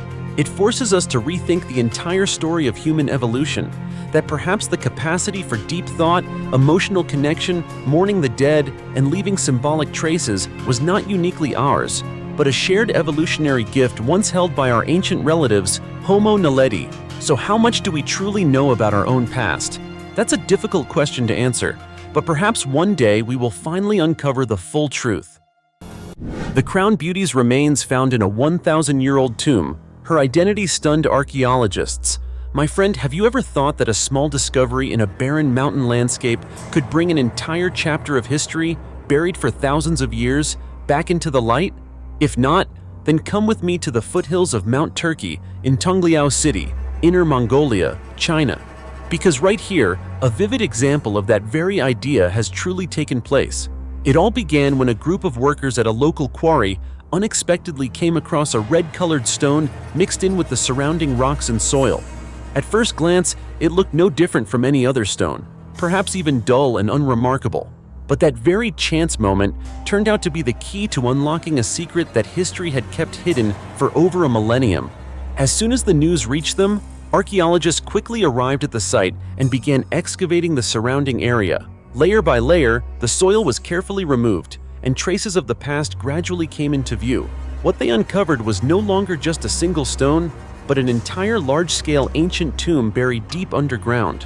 The tomb was soon identified as dating back to the Liao dynasty, which lasted from 905 to 1125 AD, a period distant enough for much to have faded, yet recent enough for its remaining traces to still tell a story. According to experts, the tomb stretches approximately 98 feet in length and lies more than 33 feet below the ground. From the outside, it resembles a solid stone structure, more like a sturdy house than a resting place for the dead. The deeper they ventured inside, the heavier and more mysterious the atmosphere became. At the center of the tomb stood a large coffin, placed with great care, as if its occupant had once been a person of immense importance. The coffin measures about 5 feet tall, 8.5 feet wide, and roughly 8 inches deep, dimensions that would make anyone curious about who lay inside. And then came the moment when the coffin was finally opened. Just imagine, after hundreds of years, as light touched its interior for the first time, what would appear? What they found was not a scattered skeleton, as many might expect, but the remarkably well-preserved remains of a woman. Yet what truly left everyone in shock was the dazzling golden crown resting upon her head. A small detail perhaps, but enough to change everything. In ancient societies, not just anyone could possess such a powerful symbol of authority. Her body was draped in soft silk fabric, resting peacefully on a metal pillow that had dulled with time. The coffin itself was crafted from precious cedar wood, its exterior intricately carved with phoenix motifs, a symbol of nobility typically reserved for royalty. Every detail seemed to whisper the same conclusion: this woman was anything but ordinary. Based on the condition of the remains, experts estimate that she died between the ages of 30 and 35. However, the most puzzling aspect was that there was no indication of her identity. No tombstone, no inscriptions, no objects bearing her name. A noblewoman, wearing a crown, lying in a grand tomb yet completely anonymous. This mystery led to a wave of speculation. Some believed she might have been the daughter of Empress Xu Luping, the wife of Emperor Taizu of Liao, the founding ruler of the Khitan people in China. It sounded plausible, but remained only a theory. It wasn't until DNA technology was employed that researchers were finally able to move beyond speculation. By analyzing and comparing genetic material from other tombs believed to belong to the Liao royal family, the results astonished the academic community. The data revealed a clear match with the lineage of Emperor Taizu of Liao. At last, the true identity of the crowned woman was confirmed. She was Princess Yelu Dugu, the younger sister of a king. This discovery did more than just identify a set of remains. It opened the door to countless new questions about history, royal relationships, and the many secrets still buried beneath the earth. And as you can see, sometimes all it takes is a seemingly lifeless stone to awaken an entire chapter of history that has been hidden for thousands of years. Fascinating, isn't it? The intact, 29,000-year-old skull of the Siberian unicorn. That forced science to rewrite history. Did you know that our world is mysterious in its own unique way? There are things we've believed to be absolutely true for decades, yet it takes just one small discovery to turn everything upside down. And the story of the Siberian unicorn is exactly that kind of twist, one that left the scientific community stunned. For many decades, researchers agreed that the Siberian unicorn, a massive mammal resembling a rhinoceros, had gone extinct around 350,000 years ago. That timeline felt so distant it seemed to completely rule out any possibility that humans could have ever seen such a creature. But then, in 2016, in Kazakhstan, an unexpected discovery forced everyone to reconsider. In the Pavlodar region in eastern Kazakhstan, archaeologists uncovered a nearly intact skull of the Siberian unicorn. From the very first moment, they knew they were looking at something extraordinary. The specimen was quickly sent for radiocarbon dating, a method commonly used to determine the age of ancient remains. The result shocked everyone. The skull was only about 29,000 years old. Do you realize what that means? It means the Siberian unicorn survived more than 300,000 years longer than previously believed, a gap significant enough to rewrite the evolutionary history of this species. At this point, many of you might be wondering, what did the Siberian unicorn actually look like? According to scientific descriptions, it was a gigantic creature. When standing, it reached about 6.5 feet in height, with a body length of up to nearly 15 feet and a weight of approximately 8,800 pounds. Just hearing those numbers, you can tell this was no ordinary animal. In fact, its appearance was closer to a woolly mammoth than the horse-like unicorns we often imagine in legends. Interestingly, despite its enormous size, the Siberian unicorn was a herbivore. Its primary diet consisted entirely of grass, a true gentle giant. Its most distinctive feature was a long, slender horn projecting forward from its forehead, completely different from the thick, blunt horns of modern rhinoceroses. This very feature likely inspired the unicorn imagery that has appeared in human culture and mythology for thousands of years. Returning to the discovered skull, researchers from Tomsk University conducted a detailed analysis. Based on its size and structure, they determined that it belonged to a fully grown male, possibly even an older individual. However, the cause of its death remains unknown, leaving behind yet another mystery. But what puzzled scientists even more was a different question. How did the Siberian unicorn survive for so long? During the same period, many other species disappeared due to the harsh climate changes of the Ice Age. So what allowed this creature to endure? One hypothesis, proposed by Andrei Spansky, a member of the research team, suggests that the Siberian unicorn may have found a kind of refuge in southern western Siberia. This area may have offered more stable environmental conditions, helping the species avoid the most extreme climate shifts. Another possibility is that these animals migrated southward, seeking warmer regions to survive. Of course, these are still just theories. The full truth remains uncertain. But one thing is clear, this discovery is far more than just the finding of an ancient skull. It opens an entirely new window into our understanding of extinction, adaptation, and the many secrets our planet still holds. And who knows, somewhere in the distant past, humans may have once walked the same land as this so-called unicorn. Just thinking about it gives you chills, doesn't it? Giant turtle living inside an ancient tomb for over 2,000 years. Some excavations seem like routine work for archaeologists, digging soil, recording findings, analyzing artifacts. But sometimes, right in the middle of those seemingly lifeless layers of earth, something appears that makes everyone stop in their tracks. And the story that took place in Hubei province, China, is a perfect example. An event so unusual that even experts have called it one of a kind. It all began with a very ordinary situation. A farmer, while digging on his field, suddenly noticed something unusual beneath the soil. Without hesitation, he reported it to the local authorities. Shortly afterward, a team of archaeologists arrived at the site to investigate. Interestingly, this ancient tomb hadn't remained completely hidden like many others. It had just been exposed following a heavy rainstorm. The flowing water eroded the upper layers of soil, gradually revealing the structure of the tomb.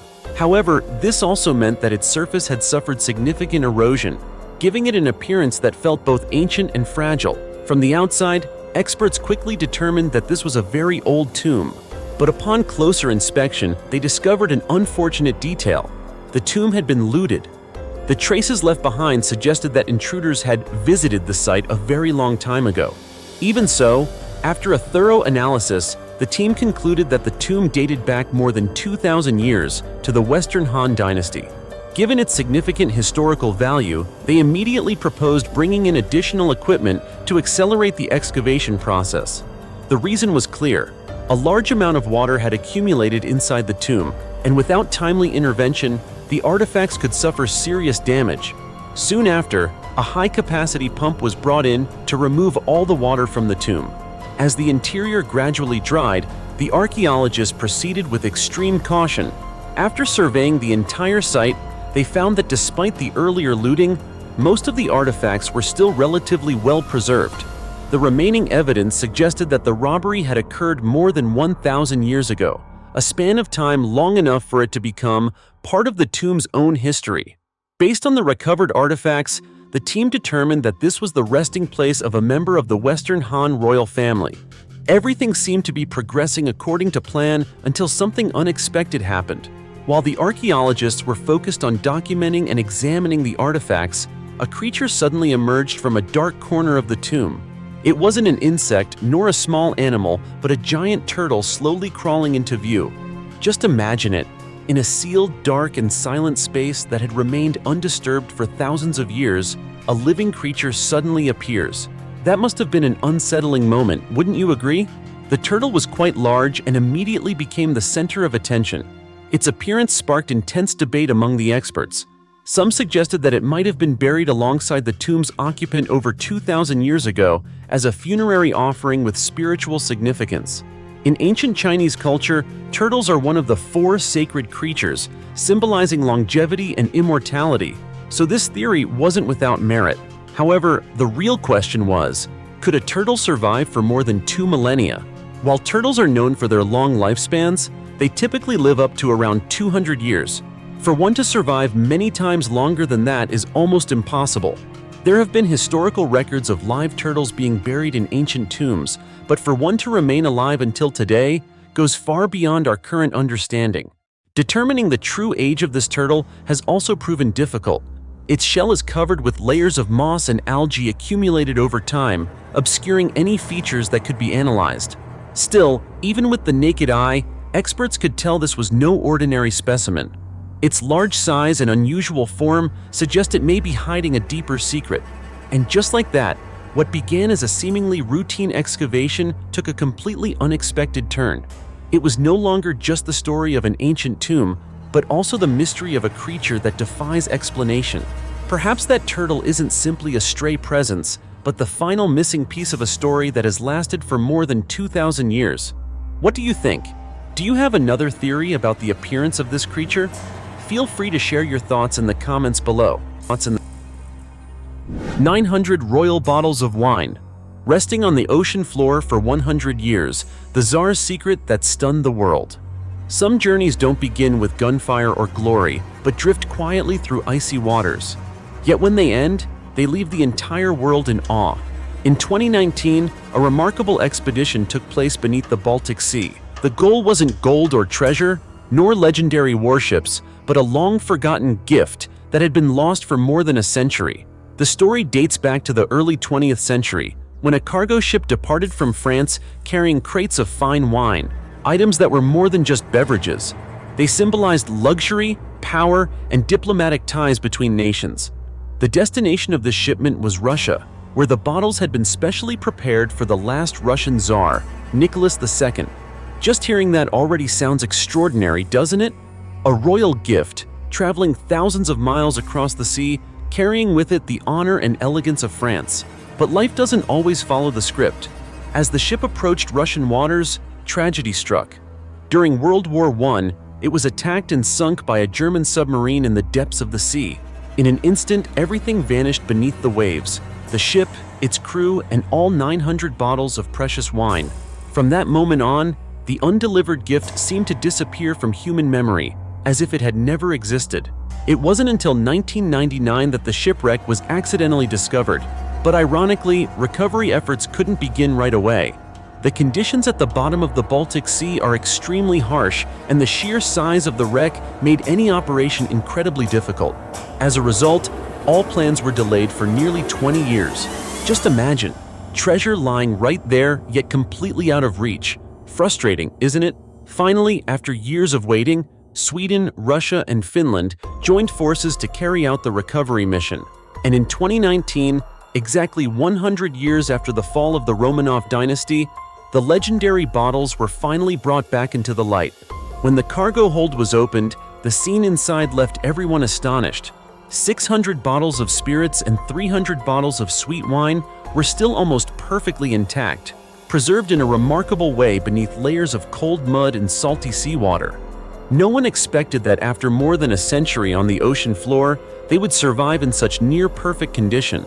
But what truly captivated collectors and historians wasn't just the quantity or condition of the bottles, it was their origin. In particular, the sweet wine is believed to have been crafted by French monks over 500 years ago, using a secret recipe passed down orally through generations. Hearing that, Doesn't it feel like you're holding a piece of history in your hands? Each bottle is not merely an antique, but more like a time capsule, containing within it the splendor of past empires, complex royal relationships, and the mark of a war that abruptly cut everything short. Experts estimate that each bottle could be worth tens of thousands of US dollars. But for true history enthusiasts, that number may not be the most important thing. The real value lies in the story behind it.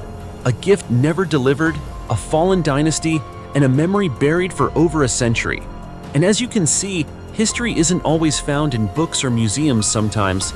It rests deep beneath the ocean, waiting for the day it is accidentally brought back to life. Mysterious, captivating, and a little thought-provoking, wouldn't you agree?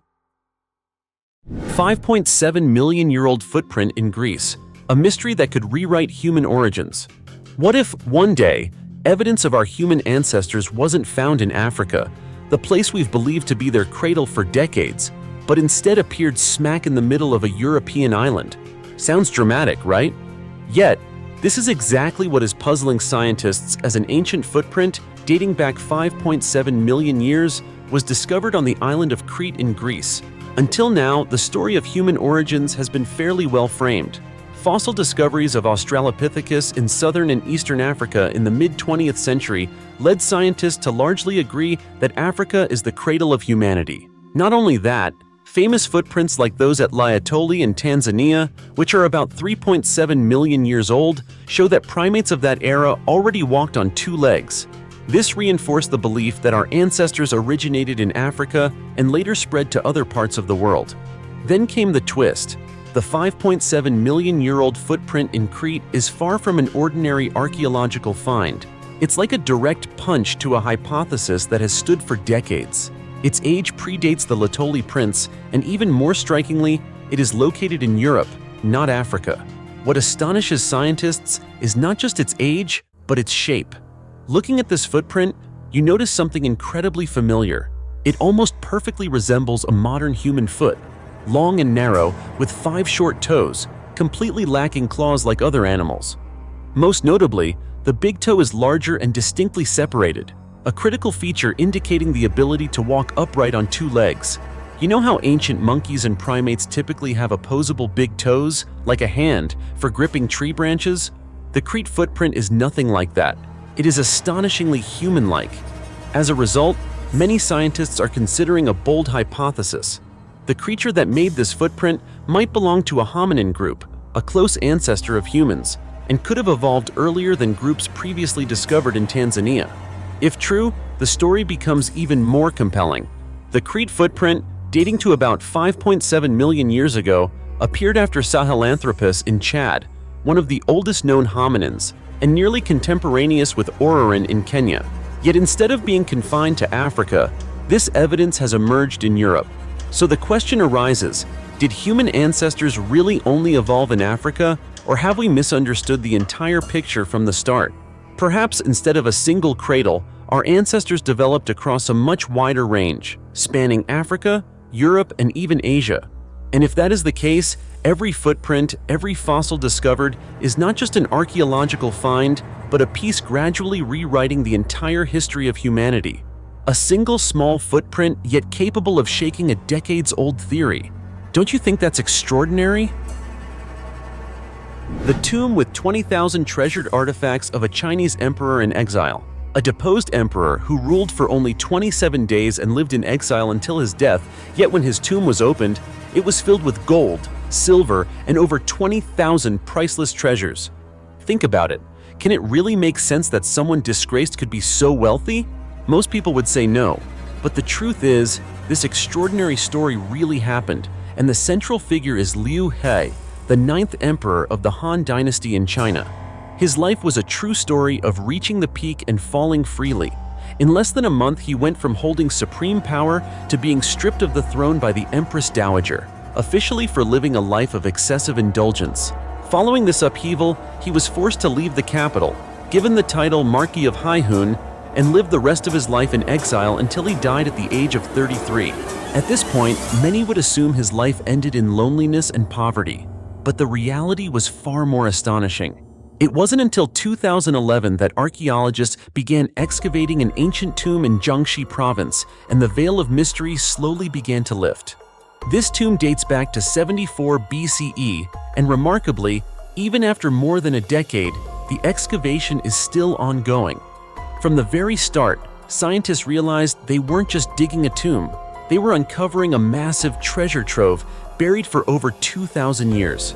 To date, over 20,000 artifacts have been unearthed, including countless items made of gold, silver, bronze, and jade, all of extremely high value. According to preliminary reports from the Jiangxi Provincial Institute of Cultural Relics and Archaeology, despite being exiled and stripped of power, Liu He's wealth was unmatched in his era. But what truly gave archaeologists chills wasn't just the gold and silver. In the main chamber, they discovered a broken lacquered screen. At first glance, it seemed merely damaged, but after careful restoration, two portraits emerged. Astonishingly, one of them is believed to be the oldest known portrait of Confucius ever discovered. If confirmed, this would not only be an archaeological milestone, but a major step forward in understanding the true image of one of history's most influential figures. That wasn't all. A treasure of knowledge was also uncovered in the form of over 5,000 bamboo slips. Far from meaningless, these slips contained carefully recorded Confucian classics from thousands of years ago. Among them, the most precious find was a special version of the Analects, the legendary Qi edition, lost for millennia, now resurfacing amidst these seemingly chaotic bamboo fragments. The tomb also revealed details of luxury and status. 5 chariots were preserved almost intact, each accompanied by the remains of 4 horses sacrificed upon burial. This was more than a funeral ritual. It was a statement of authority, even in death. Excavation continues today, and scientists believe what has been found is only a fraction of the tomb's secrets. So why would a deposed, exiled emperor have a tomb so extravagantly lavish? What hidden historical mysteries might remain unrecorded? These questions remain unanswered. But one thing is clear: the tomb of this emperor, along with everything lying beneath the earth, holds the key to re-examining a chapter of ancient Chinese history that we might never have known without archaeology. 4,000-year-old Egyptian queen's tomb reveals mysteries of guiding spells for the soul. Amid a barren desert where sand and dust have long erased the traces of time, archaeologists once again captured the world's attention with the discovery of a tomb over 4,000 years old. But the fascination isn't just about its age, it's about who lies inside. Yes, it's a mysterious Egyptian queen, nearly forgotten in the flow of history. The tomb was found at Saqqara, a famous necropolis in the desert about 19 miles south of Cairo. Saqqara served as the resting place for numerous pharaohs and members of the ancient Egyptian royal family, so every discovery here is like opening a time portal. And this time, that portal leads directly to the story of Behenu, the mysterious queen in question. According to Zahi Hawass, former head of Egypt's Supreme Council of Antiquities, Queen Behenu's sarcophagus was found nearly intact, even though most of the tomb had been heavily damaged over the millennia. At this point, you might wonder, what could possibly be valuable in a ruined tomb? But the remaining fragments are exactly what sent shivers down the spines of scientists. Inside, only 2 walls remained almost fully preserved. On these walls were ancient hieroglyphics, densely carved like a cryptic map. These inscriptions weren't decorative, they were spells, which the ancient Egyptians believed could guide the soul of the deceased safely to the afterlife. Imagine this.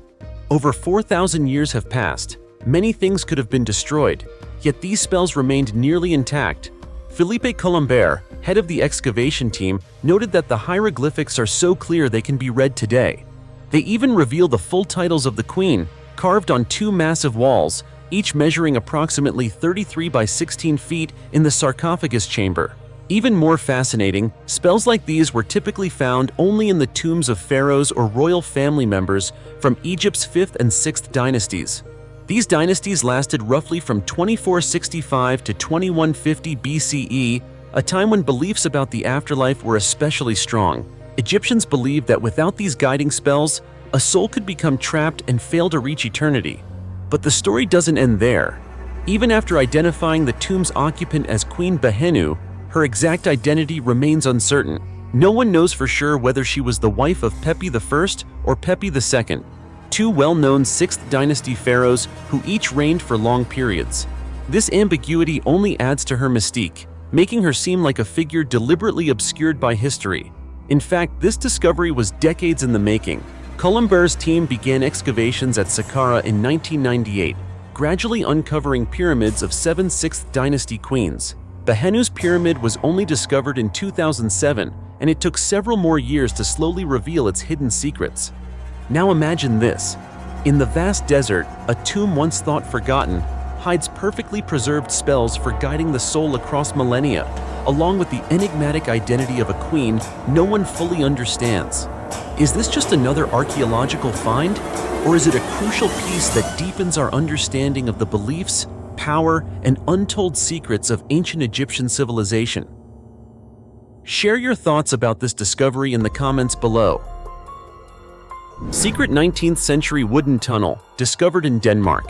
Sometimes people dig simply to build a new train line and accidentally uncover a secret buried for over a century. And that's exactly what happened right in the heart of Copenhagen, Denmark, a city that seems so modern, you'd think there's nothing left to discover. Yet the deeper they dug, the more they realized that beneath the layers of concrete and asphalt, history had kept untold stories hidden. During construction near Oosterpoort Station, workers unexpectedly stumbled upon an unusual structure buried underground. At first, everyone assumed it was just the ordinary remains of an old building. But when archaeologists from the Copenhagen Museum got involved, things quickly became far more intriguing. What they found wasn't a pipe or a crumbling foundation. It was a wooden tunnel, located about 20 feet beneath the surface. The tunnel, entirely made of wood, measures roughly 3.3 feet in width and height, just enough for a person to crouch and walk through. Remarkably, archaeologists have only excavated about 10 feet of the tunnel so far, leaving the rest hidden beneath the city, its full length unknown. Imagine that. For all these years, right beneath the feet of Copenhagen residents, a secret tunnel remained undiscovered. It sounds like something straight out of a detective movie.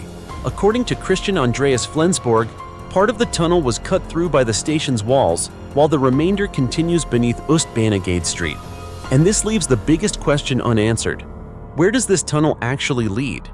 Initially, researchers believed the tunnel was built in the late 1800s. To confirm, they analyzed the wood, discovering that the trees used were cut around 1874. This means the tunnel is over 150 years old, quietly existing under the city without being noticed. The story gets even more fascinating. Scientists realized that the tunnel's construction was not random. The arrangement and reinforcement of the wood closely resemble military tunnels used on the Western Front during World War I. From this, a theory began to form. Could this have been part of a secret military infrastructure? If so, the tunnel must have been built in complete secrecy, as there are no records, no maps, no documentation, no traces, just a silent tunnel lying underground for over a century. Even Christian Andreas Flensborg admits that discovering such a hidden tunnel in the middle of a city is extraordinary. It's not just a piece of architecture. It could be part of Copenhagen's military history, a fragment of the past previously unknown. So what was this tunnel really built for? A shelter, a secret passage, or part of a military plan long forgotten? It's hard to say as excavations continue, but one thing is certain.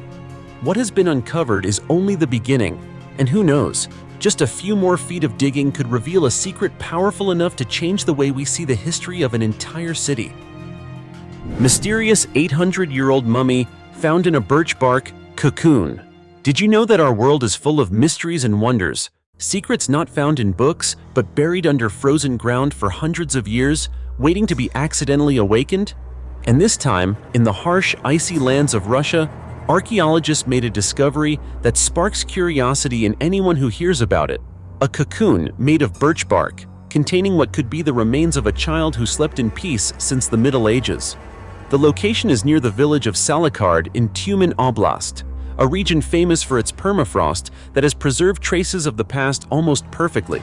At the ancient cemetery of Zeleny Yar in this village, experts discovered a body buried in a way that still cannot be fully explained today.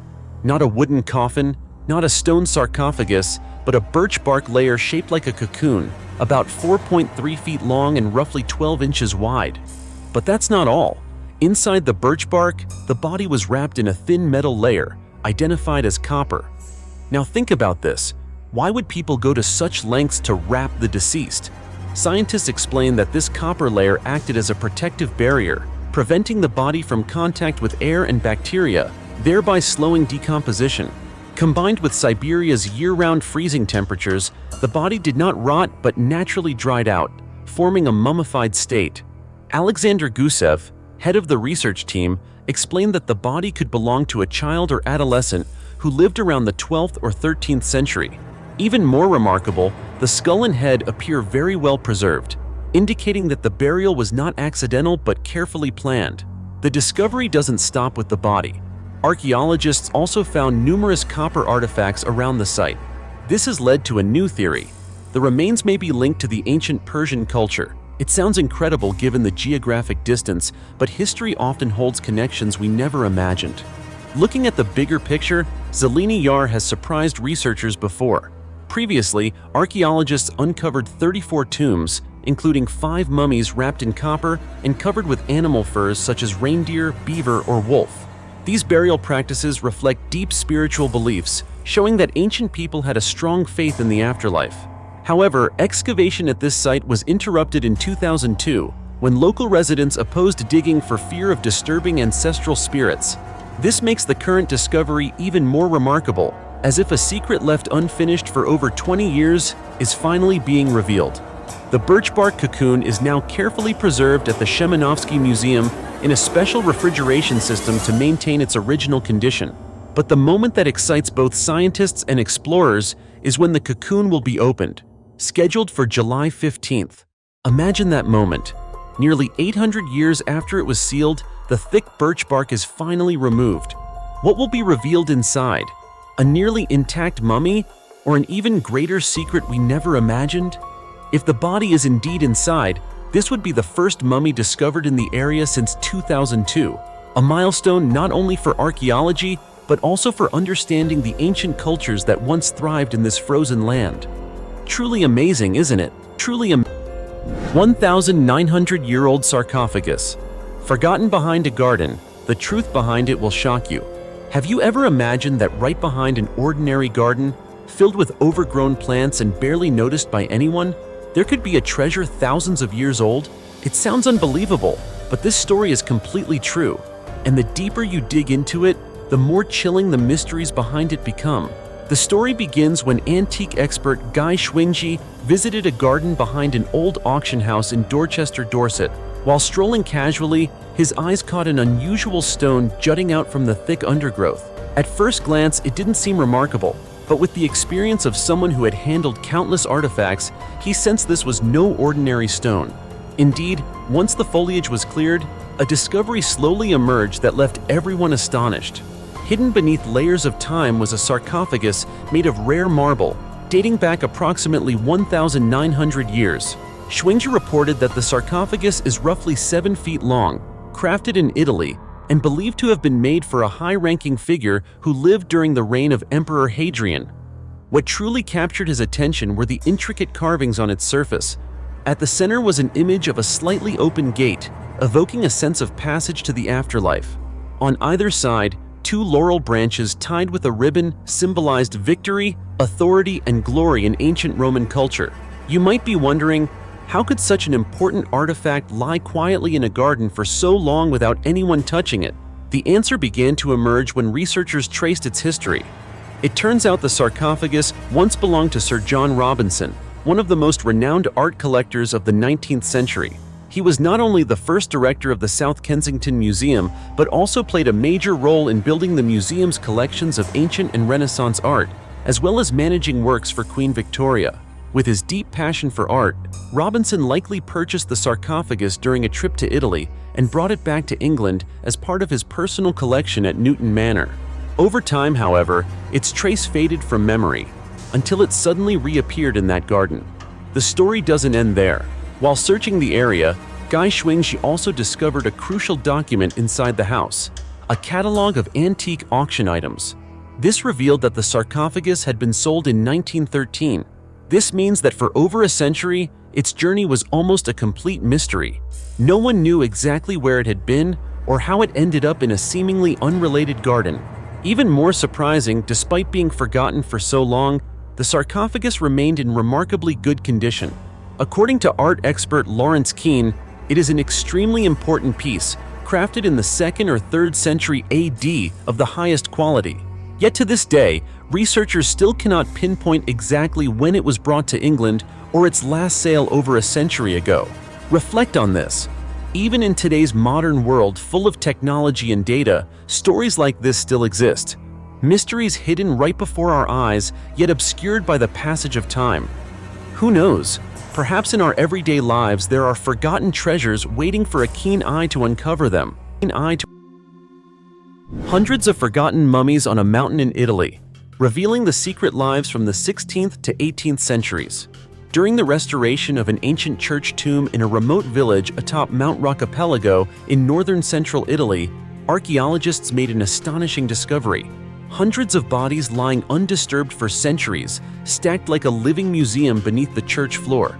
In total, 281 individuals were found, ranging from adults to newborns, and roughly 1/3 had been mummified before burial.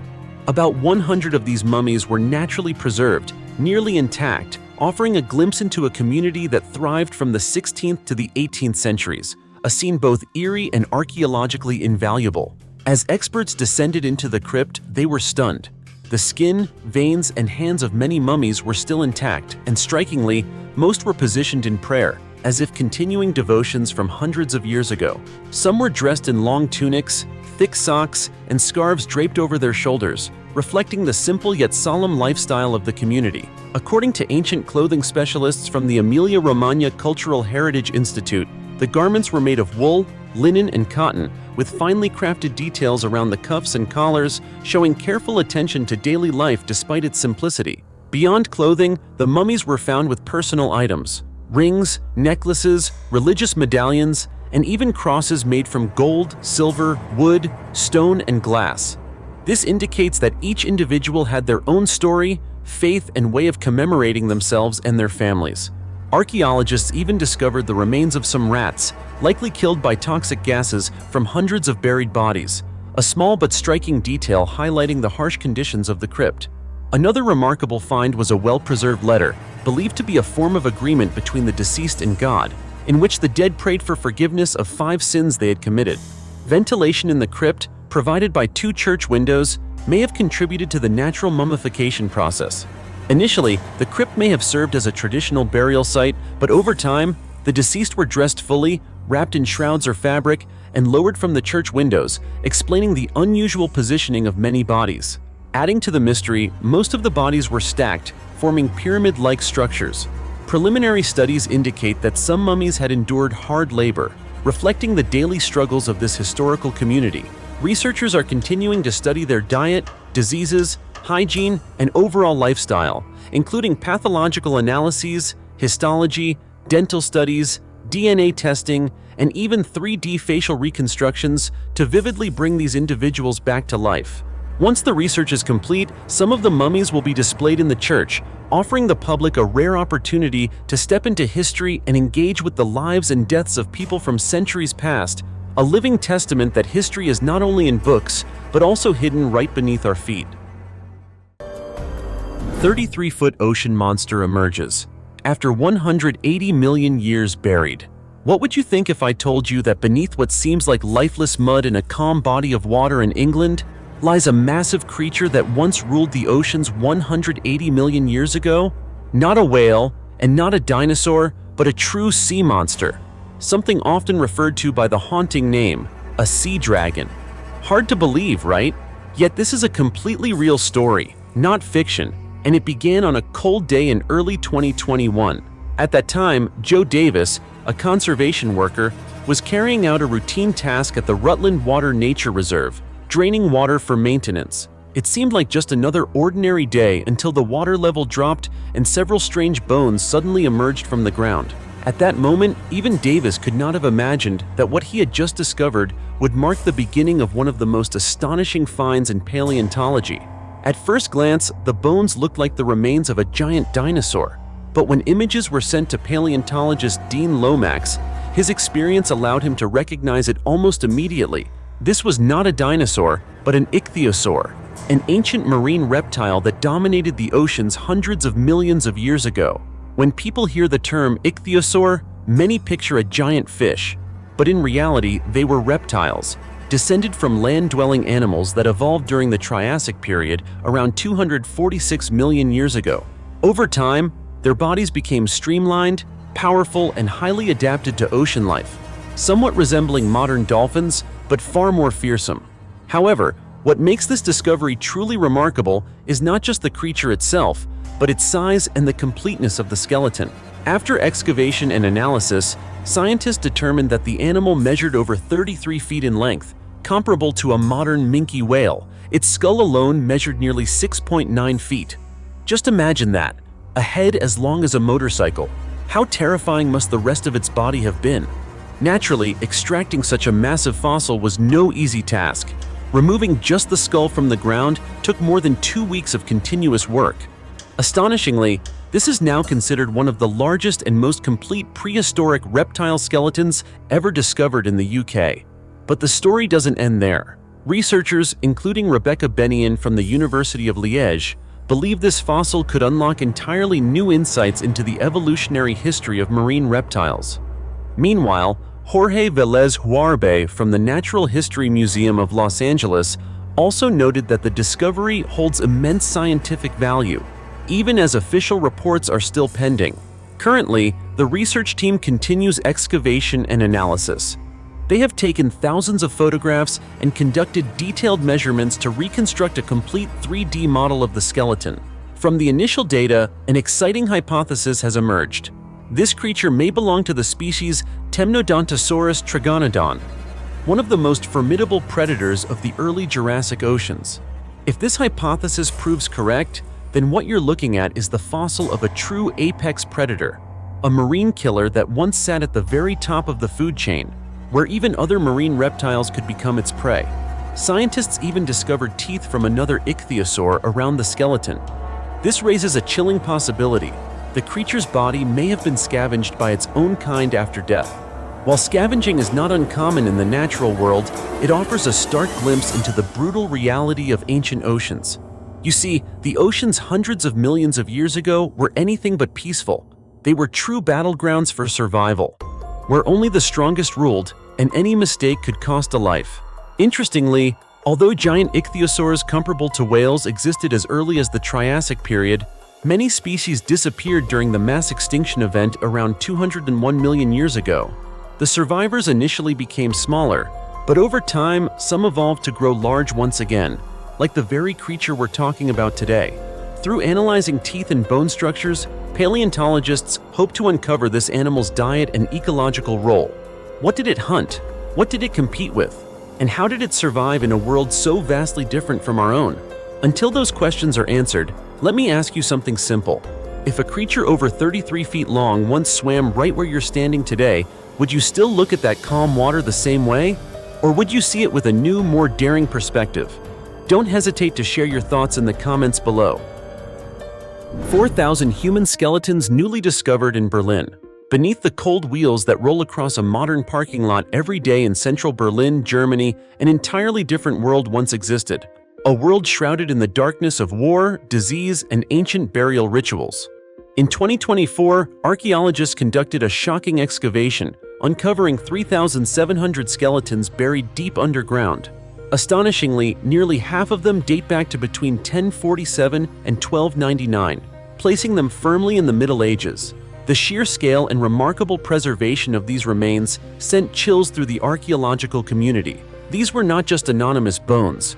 Each skeleton tells a story, a fragment of a bloody and tragic past from a city that once stood at the heart of the Holy Roman Empire, a place that endured famine, epidemics, violent attacks, and centuries of social instability. The small skeletons of children revealed signs of rickets, scabies, tetanus, and even tuberculosis, all direct consequences of vitamin deficiencies, poor sanitation, and the near absence of medical care. In an era when clean water and nutritious food were luxuries, a child surviving into adulthood was nothing short of a miracle. Meanwhile, the remains of adult men exposed a chilling truth. Many had died from clear axe wounds to the head, evidence of armed conflict, local violence, or even executions.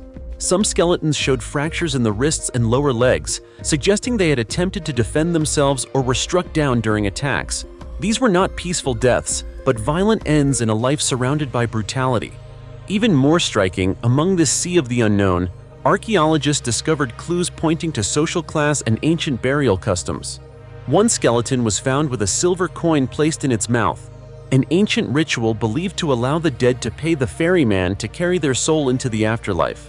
This suggests the individual may have held an important status, possibly among the wealthy or religious elite. Additionally, the discovery of items such as silver brooches, keys, and metal locks further supports the idea that this was not merely a simple burial ground.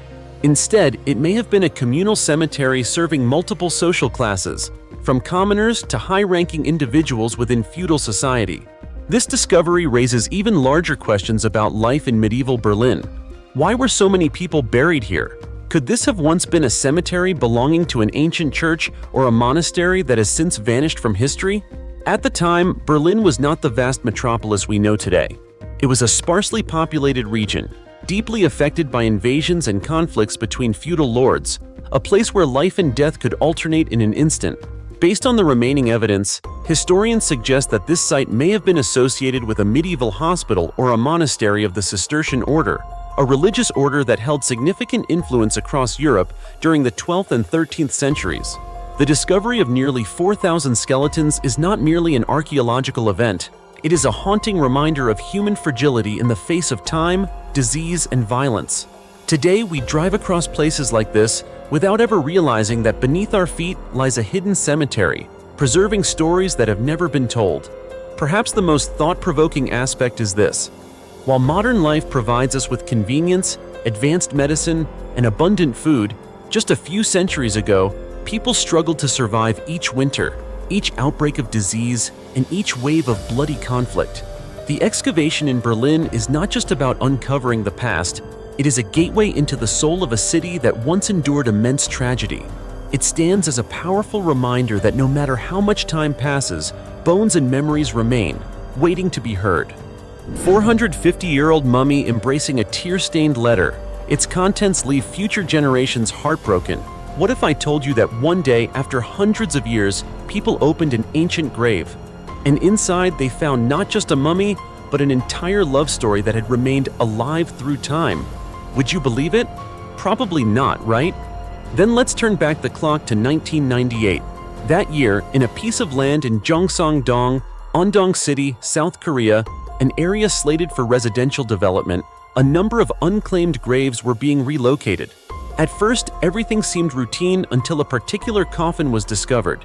It was unusually well preserved, not decayed like most ancient graves. That alone made archaeologists suspicious. Could this really be a recent burial as it appeared? As it turned out, their suspicions were correct. When the coffin was opened, they discovered a nearly perfectly preserved mummy along with several burial items. But the most intriguing object was an old, worn letter clutched tightly to the deceased, as if it were the most precious thing he carried into the afterlife. Think about it. Why would someone take a letter with them into death? After careful study, experts determined that the letter was written in ancient Hangul on Hanji, traditional Korean paper. From its contents, the identity of the mummy gradually came to light. It was a man named Ung Tae who lived about 450 years ago during the Joseon dynasty. He died at the age of just 31, leaving behind a wife and 2 children, one of whom had not yet been born. At that time, disease was sweeping through the region, claiming countless lives, and Ung Tae was no exception. But what left the world truly shaken was not his death. It was the letter. The letter had been written by his wife. Not just an ordinary message, but her final words to the husband she had lost forever. She addressed him with a tender name, Father of One. A simple phrase, yet one that reveals the warmth of a once happy family. In every line, there was not only grief, but also resentment, despair, and a love so deep it feels suffocating. She recalled the days they had spent together, moments that once seemed ordinary, but had now become memories forever out of reach. She reproached him for breaking his promise to grow old together, for leaving her and their children alone in such a harsh world. And yet, after everything, she was still just a fragile woman. By the end of the letter, the blame faded, replaced only by a desperate plea for him to return, even if only in her dreams. One line in the letter leaves anyone who reads it breathless. Whenever we lay together, you would always ask, "Is there anyone who loves as deeply as we do? Then why could you leave me behind and go first?" Just hearing those words, doesn't it make your heart sink?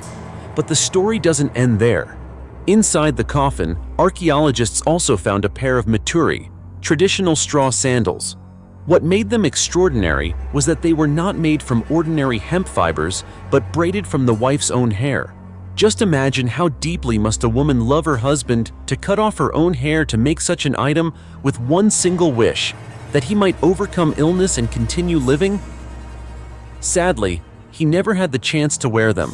After his death, she placed the sandals and the letter inside the coffin as a final farewell, a way to ensure their love would never be buried. And then, hundreds of years passed, yet somehow their story was found. It moved not only archaeologists, but people all around the world. It has since inspired music, theater, and most notably, the famous Waryeongyo Bridge, now considered a symbol of eternal love in Andong. You see, just one letter, one pair of sandals, and a love that transcended death, all of it shows us that archaeology is not merely about uncovering the past. It is also a journey into emotions that time itself could not erase. And what about you? If one day your love story were discovered hundreds of years from now, what would you want people to remember most? Feel free to share your thoughts in the comments below. Body that didn't decompose for 400 years, without mummification in Italy. In the heart of the small, peaceful town of Venzone, located in the province of Udine, a mystery has lingered for centuries, one that continues to puzzle both archaeologists and scientists around the world. The story began by chance in 1647, when the body of a man was unearthed from a grave within the grounds of St. Andrew Church. What shocked everyone was that the body, despite having been buried for many years, showed almost no signs of decomposition. Without the use of any embalming techniques or preservatives, the corpse had retained its form. The skin had turned a yellowish-brown color, dried like leather, and even the internal organs remained nearly intact. This discovery quickly drew attention and sparked a centuries-long journey of investigation. And the story didn't end there. After the first body was found, more graves at St. Andrew Church were excavated, and what experts uncovered was even more astonishing. In total, 42 bodies were discovered, all preserved in near-perfect condition without any form of artificial mummification. No chemicals, no modern medical techniques, these bodies appeared to have been mummified entirely by nature itself. Have you ever wondered what could have happened beneath that seemingly lifeless layer of soil and stone? In 1976, a major earthquake destroyed much of the church's structure, damaging many of the bodies. However, 15 of them remain intact to this day. What's even more unusual is that these bodies are extremely lightweight, weighing only about 22 to 44 pounds, an almost unbelievable figure for adult human bodies. And if you think they are merely dry skeletons, you'd be mistaken. Scientists discovered that the skin of these bodies is still tough, elastic, and even resembles carefully treated leather in color and texture. We may be looking at one of the rarest examples of completely natural human preservation, a phenomenon that, even today, has no definitive explanation. Several hypotheses have been proposed to explain it. Some researchers believe that a rare fungus called Hypha tombicitia may play a key role in drying out the bodies and preventing decomposition. Another theory suggests that the limestone-rich soil surrounding St. Andrew Church created a unique environment that inhibited the growth of bacteria and other decomposing microorganisms. So what is the truth? Scientists have conducted microbial tests and analyzed the soil and surrounding environment, yet the exact cause remains an unsolved mystery. Could this be a rare natural phenomenon, or the result of a special burial method once known to ancient people but lost to time? That question still lingers. Looking at these bodies, we don't just see a perfectly preserved past, we also sense a strange connection between humans and the earth itself, where life, death, and mystery intertwine in an almost mystical way. What do you think about this extraordinary phenomenon? Could there be ancient secrets that modern science still cannot fully explain? And how many untold stories are still resting silently beneath the soil of Europe? Share your thoughts, because sometimes it's the unanswered questions that drive us to keep exploring the past of humanity, isn't it? 1,400-year-old forgotten treasure in Fanagoria, traces of a catastrophe that buried an entire city. In a land that was once an ancient Greek city, now located in southwestern Russia, archaeologists have unexpectedly unearthed a secret that lay dormant for more than 1,400 years. It wasn't glittering gold or dazzling jewels like the treasures we often imagine. Instead, this treasure consisted of simple bronze coins, something that may seem ordinary, yet hides a deeply tragic story behind it. And what sends chills down the spine is the way this treasure was buried.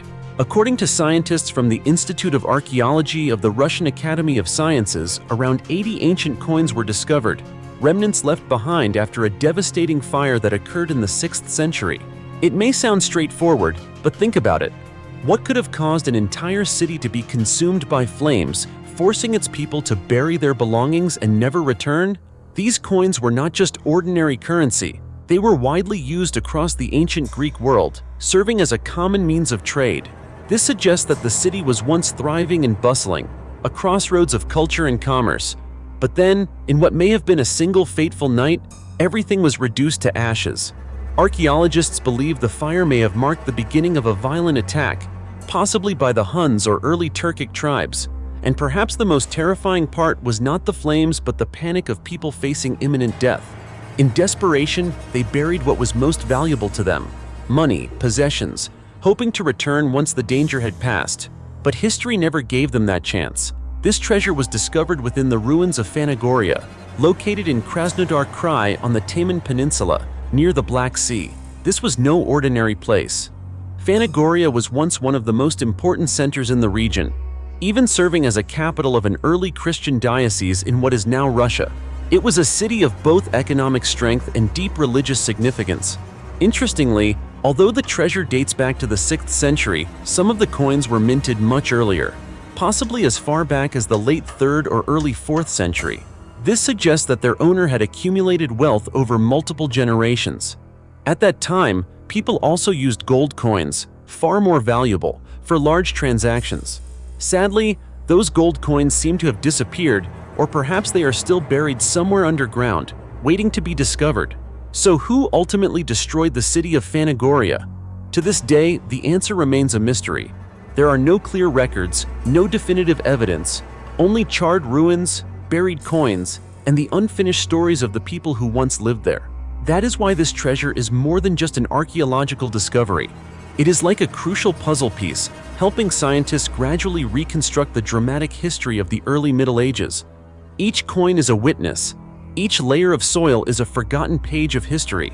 You see, sometimes the most valuable things are not measured by material worth, but by the stories they carry. A buried treasure is not only the result of war or disaster, it is also the silent echo of dreams left unfulfilled by people who lived more than a millennium ago. And that is truly heartbreaking, isn't it? 20 mysterious mummies with foreign blood found in a strange tomb. A shocking truth revealed in Egypt.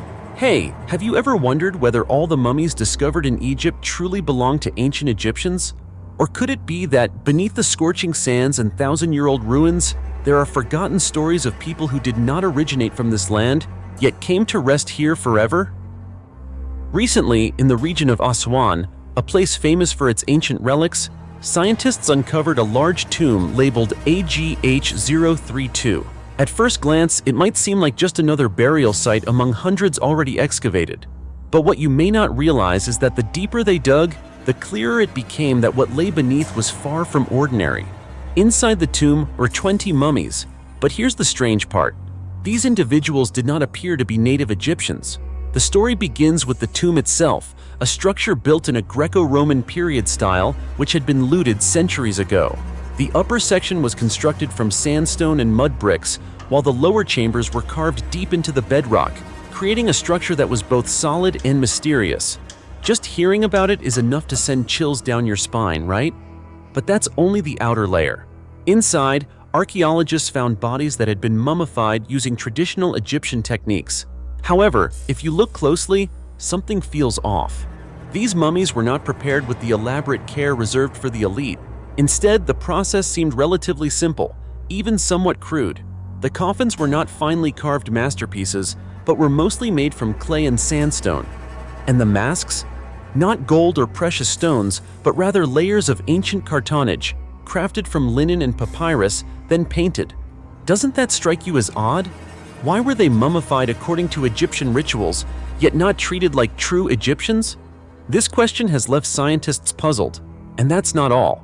The tomb also contained a variety of intriguing artifacts, animal bones, pottery fragments, and tables and dishes used in funerary rituals. These seemingly small details turned out to be crucial keys to unlocking the past. Most notably, a bronze necklace engraved with Greek letters and several stone slabs bearing Egyptian hieroglyphs, items that tomb robbers had accidentally left behind, became vital clues. From these findings, researchers began piecing together the historical puzzle. They realized that these mummies may have belonged to people of Greek or Roman descent who lived in Egypt during a turbulent period of history. Remember, as early as the 7th century BCE, Greeks had already begun settling in Egypt. By the 4th century BCE, when Alexander the Great conquered the region and founded Alexandria, everything changed. Then, in 30 BCE, Egypt fell under the control of the Roman Empire, ushering in an era where three cultures, Egyptian, Greek, and Roman, blended together. Because of this, the individuals buried in tomb AGH-032 may represent a living testament to that cultural fusion. They were not entirely Egyptian, yet no longer purely Greek or Roman either. So what ultimately led them to be buried here in a tomb that was not overly lavish, yet still followed full ritual practices? Who were they? Merchants, soldiers, or ordinary people swept along by the tides of history? To this day, there is no definitive answer. But one thing is certain. Tomb AGH-032 is not just a burial site. It is like a doorway into the past, a place where layers of time are slowly revealing the story of a world that once existed, a world where the boundaries between cultures were no longer clearly defined. Whale Graveyard, hidden 3,100 feet beneath the Antarctic seafloor, a bizarre survival feast that astonished scientists. Would you believe it if I told you that in one of the coldest and most remote oceans on Earth, a place humans can barely reach, there exists a massive graveyard of creatures that once ruled the seas? Not on land, not somewhere easily observed, but nearly 3,100 feet deep beneath the seafloor of Antarctica, a dark, freezing, and mysterious world. It sounds unbelievable, right? Yet such a place does exist, and it was discovered in 2017. At that time, a research team from the Auckland University of Technology in New Zealand was conducting what seemed like a routine Antarctic expedition. But during their mission, they accidentally captured footage that left the scientific community stunned.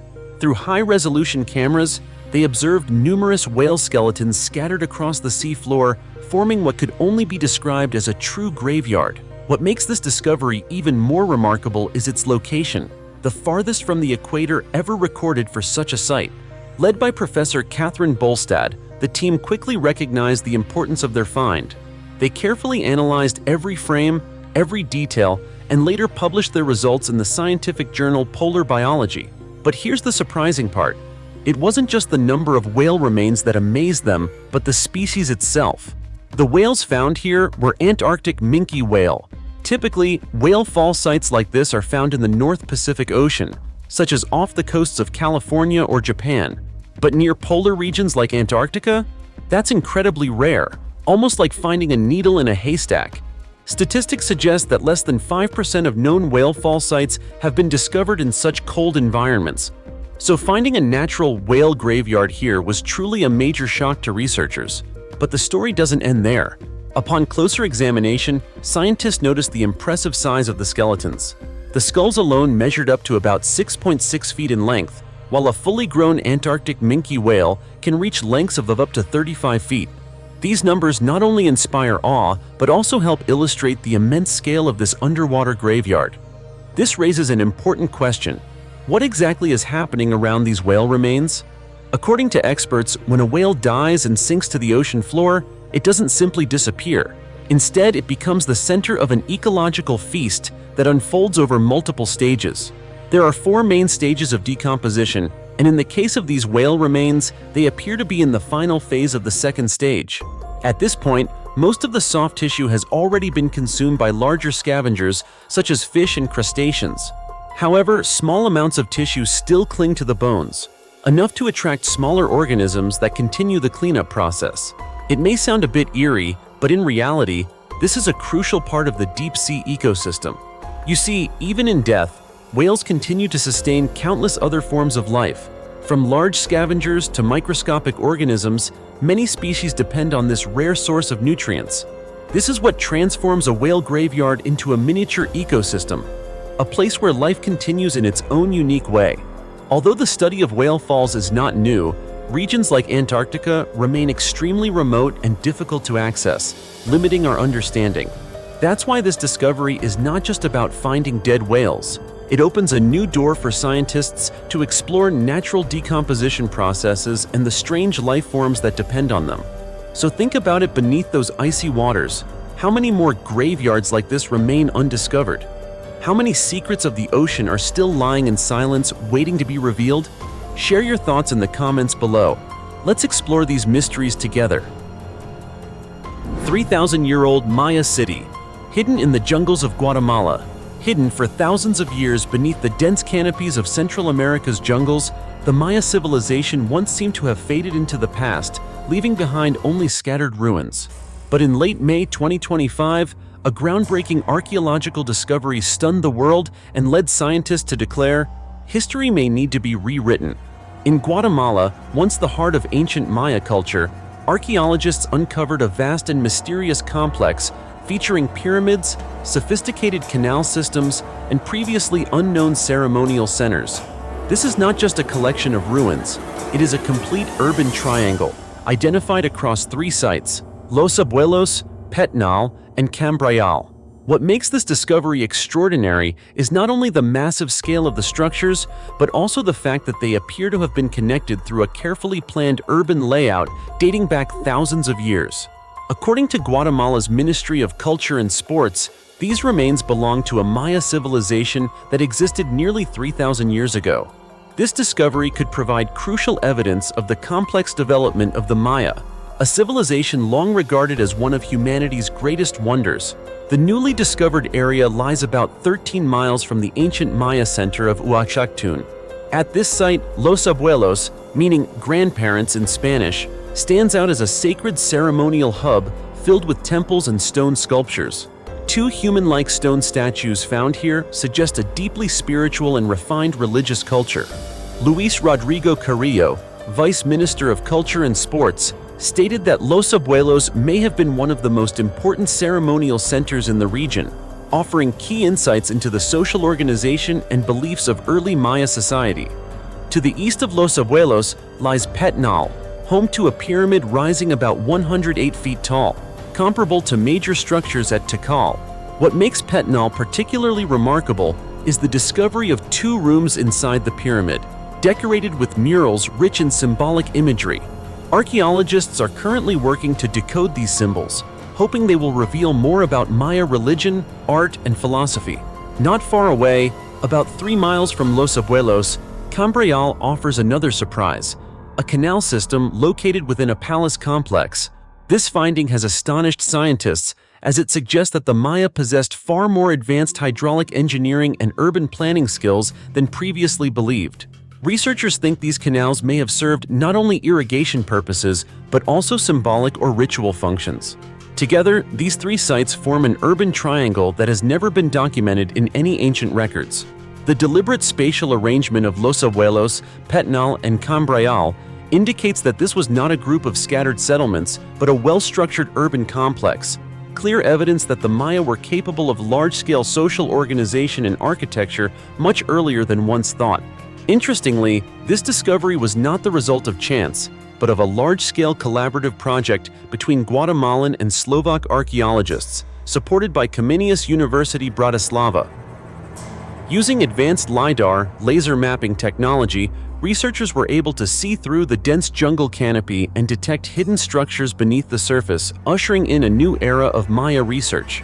Not long before this, in April 2025, archaeologists working at Tikal, located about 14 miles south of Uaxactun, uncovered a 1,700-year-old altar containing human remains.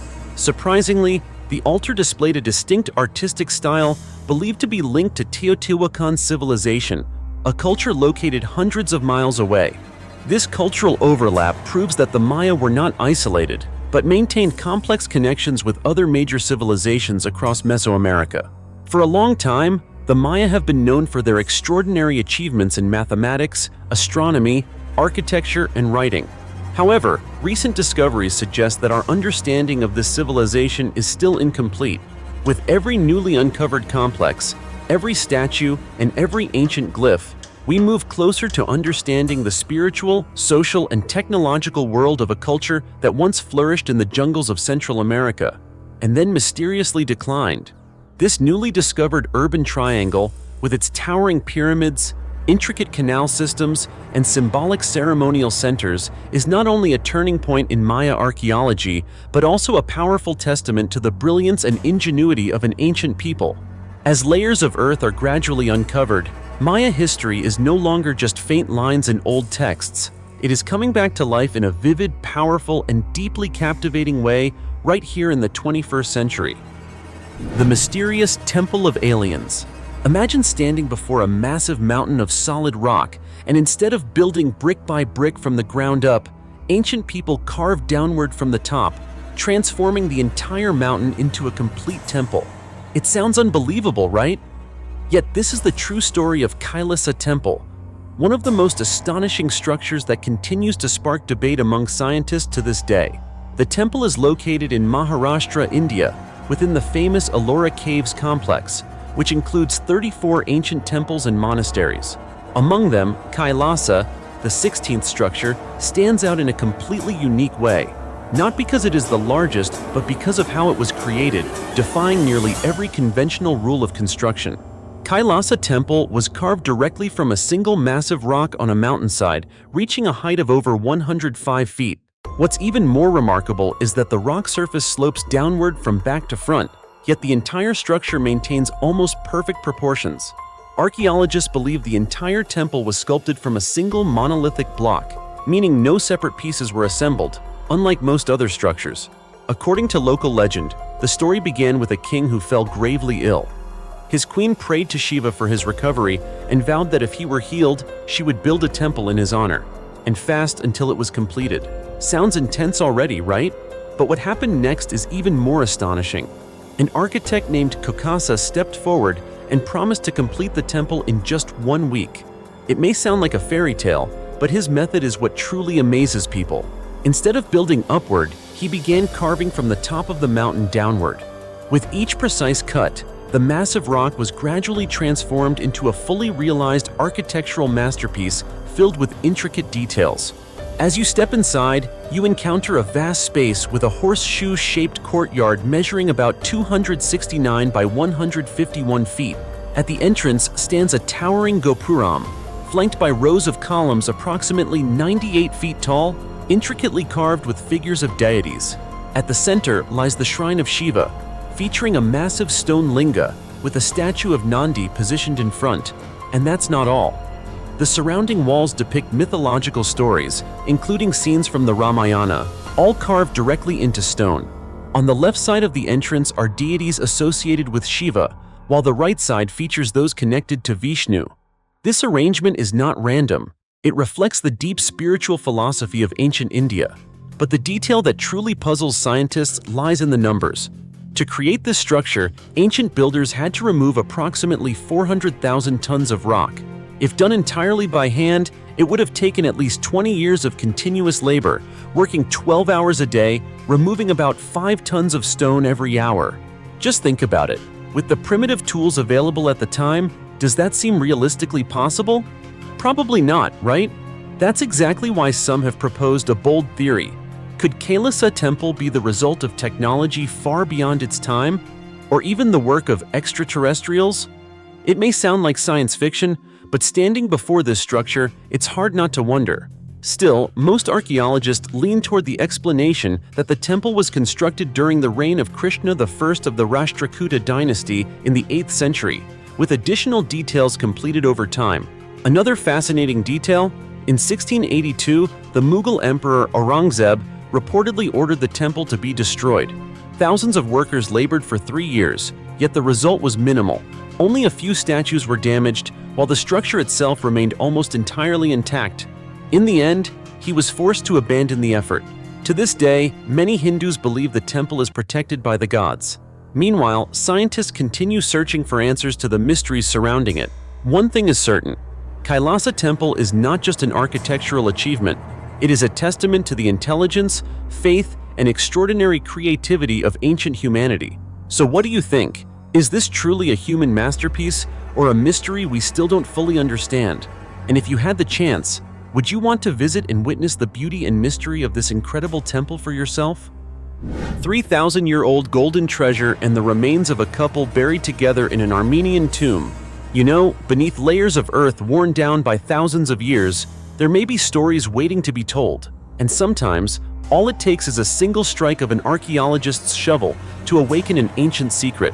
And that's exactly what happened at Metsamor, a well-known archaeological site in Armenia, where a discovery has recently made researchers pause and reflect.